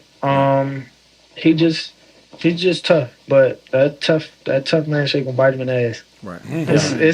He gonna be right there. So I just know that we're preparing for the best Pitbull. I think his best quality is the fact that he's, you know, super gritty and he perfected his style of being a bull. Like he perfected his style of coming forward. That's his only style, but he perfected that. That's what got him 2 world championships. You know, so and I think the only thing that might just piss me off is the fact that he got a chin. So I'm gonna be pushing him on. That's it. Hey, bro, we say football's a collision sport, but boxing is a contact sport. Yeah. What's the biggest difference between boxing and any other sport that exists? Wait, you play football though, right? Did you play football too? Yeah, I play football. Yeah, I heard that. They said that. They said play football. I was like a little, you know what I'm saying, little league Pop Warner legend. You know what I'm saying? When I got to high school, niggas were still grown. Right. Yeah. So the difference is it's only you in there. Yeah. It's only you. It's only you. And you the only one taking them punches. You the only one throwing the punches. You the only one putting the work in. Even though you got people by your side, you gotta do the work. You have to do the work. You don't rely on the quarterback. You don't rely on the coach to run plays or anything like that. You rely on yourself, and that's the main thing. And that's why people say boxing is, you know, 90% mental. Because at the end of the day, if you're gonna break, you're gonna break. Hey, I asked Kamari Usman this question. I'm gonna ask you this last question before I'm done with it. I asked him, what is a bigger motivator, the thrill of victory or the fear of defeat? What's the bigger motivator for you? That's a good one right there. Ooh. Damn. That might be 50-50 for me. It might be both. It might be both. I would, bro, losing suck. I lost. I've been there. So that's I don't like that. I don't like that. Yeah, even that draw just felt like hell. So you know what I'm saying? And then I feel as though it was worse because I feel like they took it from me. So, you know, it's just I don't ever want that. I don't like that. I don't ever want that to I don't like that. Yeah. Can't get us out. Well, last question before we get up out of here. I just wanted to ask you. Recently, we saw Terrence Crawford take on Canelo Alvarez. Huge fight, a fight that a lot of people feel like cemented his legacy. In however long you feel like fighting, maybe it's 5-10 more years or whatever it is. What is that fight that you want? Could it be someone against someone in higher weight classes or whatever? Who's that guy that you want to face to cement your legacy in this sport? To be quite honest, I don't think I'm there yet. I still got some mountains to climb. I still got some mountains to climb. So till I can feel like, all right, this stamped me to being certified Hall of Famer. You know what I'm saying? Like that's a different level than where I'm at. And I'm not there yet. I hear you. Hey, where was you real quick? Because we talk about Bud a lot, right? And I think he needed this Canelo. He always been Bud Crawford, but it took this fight against Canelo to put him on that level. Do you look at him as like that pound for pound, like one of the top greats of all time? All time? I got to sit. One of them. One of them, yeah, for sure. If you write it down, and if it's, especially if it's vivid, I seen it, so you know what I'm saying. Like it's memorable. It's memorable. But so I would think so. I'll have an argument for that. Can we get his top 5? We do listen here. Yeah, no, why not? Hey, we do listen here. We get running backs on here. We get their top 5 running backs ever. We get linebackers on here. We get their top 5 linebackers ever. Y'all know boxing more than me, so y'all got to set the question up. Yeah, okay. Who do you think your top 5 boxers of all time are? Mount Rushmore or greatest? We'll do Mount Rushmore. Well, yeah, let's do Mount Rushmore. We need Rushmore, dog. Mount Rushmore, yeah. Mount Rushmore, I go Muhammad Ali, for sure. Roy Jones, Prince Nassim Hamed. Oh, Prince Nassim? Okay. That's my dog. Oh, wow, okay. He was like that, though. He was crazy, yeah. Okay. That's my dog. Let's go Mike Tyson. Let's go honorable mention. Okay, yeah. Okay. Alexander Usyk. Oh, wow. Okay, so we give Usyk some credit. Okay, I like that. If I wasn't black, though, he had to change the last one to Mike Tyson. And because we grew up to think that Mike Tyson's the greatest and all that, so you start knowing boxing. Until you start actually Was he not? Usyk's better than Tyson, though. If we don't keep the buck. Usyk better than Tyson. Do you think Usyk is better than Tyson? I'm a Tyson fan, though. But he know what I'm saying. He know what I'm saying. Yeah. He know what I'm saying. Do you think he's better than Tyson all time? That's crazy. You can't say that. We black. We can't say that. Nah, I hear you. Can't dog. He is. Come on, man. Undisputed That's why I said at heavyweight.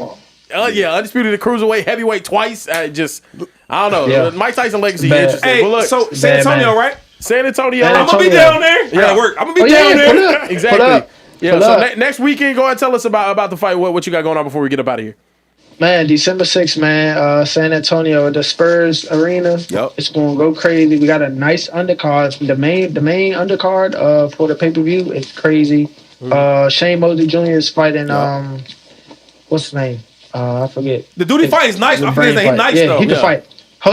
Jesus Ramos. Yep. Ramos, yep. He can fight. Flat out fight. Young kid, too. Scooter, man. Scooter versus Oshaki. That's gonna be the one. That's the one I'm gonna have my feet up. I'm gonna be warming up. Probably have my feet up watching that one there. Hey, who won that one though? Because you know Philly, we definitely going for cool boys. Come on now. I'm with Philly. I'm with Cool, but that's my guy. That's and I think Steph is nice though. Nah, he punching his ticket to the Hall of Fame too. He's trying to get his third world championship in a different weight class. Steph nice. Come on, bro. You think the weight gonna be too much though? Nah, he's a big boy. Okay. I ain't gonna lie, he's a big boy. I definitely will. Appreciate you having us. Yeah, we Shady will be in the building over there in San Antonio, Texas. When you go out there against Eastside Pitbull Cruz, it's gonna be a crazy fight. But we appreciate you coming into the Speakeasy. Lamar Roach Jr. Clap it up, please. Lamar Roach. So I appreciate you, man. Thank you for coming on, man. Appreciate y'all. No doubt. Yes, sir. It's gonna be a good fight. I can't wait. It's gonna be a great one. Yo, what a show. What a show. We done with power going out? Yeah, done with the power going out. We did have a shot taken at you though. Oh. Who? At you. What'd I do? Super chat. Oh, I saw this one. Yeah, it was a good one though. Okay. It was like hard. Bro don't pay his bills. Is it still live? Yeah, he don't pay his bills. My check was late twice already. It was I got you know what I mean? So you don't complain till something happens, and it happened. I'm complaining. My check been late 2 weeks in a row. That's crazy. Damn, yours too, Shady? I wasn't gonna say nothing, but Yours too is that's crazy. I wasn't gonna say nothing, but This is a revolt. That's crazy. So I don't know if you know or not, but when people watch the show live, they still get ads, right? Okay. And so one of the ads that comes across is the PrizePicks ad. Okay. And so the super chat says, Acho, you make too much money to be recycling your PrizePicks shirt. So he rocking the same PrizePicks fit right now. Nah, you got the PrizePicks. I did the read today. Oh. Yeah. We redid the PrizePicks read today. Yeah, that's what it was. So you had to wear the same shirt. PrizePicks. Because we started seeing the different thing so It's that good it to be looked right. the same. Yeah. We had to, yeah, Look right. at Trey. Look at Trey over there. Yeah, there you go. Serious, Good Trey. today. He over here winking at us. No, don't believe the week. Man, listen, Crazy. I'm trying to get paid, Shady. You got money from that's- the league. that's- This is my only source. Look, Come on, bro, y'all, I'm trying we to gotta get up out of here. Yes, It's time we do. to end It's the our show. first Friday, second It's our Friday first- show. Yeah, second Friday Second show. Friday show. It was an amazing day. The Eagles lost again. Wah, cry, Eagles, cry. It was awesome. The Cowboys back in playoff contention. We'll see you guys right back here Sunday night again. Here in the Speakeasy, we do it big, okay? We're gonna be right here live, 11:15 p.m. Eastern, 10:15 p.m. Central, 8:15 p.m. Pacific, and we do not respect Mountain Time in the Speakeasy. For Care Bear Kieran, for LaShawn Shady McCoy, Emmanuel Acho, Social Trey, and everyone in the back. Make some noise in the back. You got to meet him today. We'll see you guys next time right here in the Speakeasy. Jeff Taylor said we went down on Mountain Time with the blackout.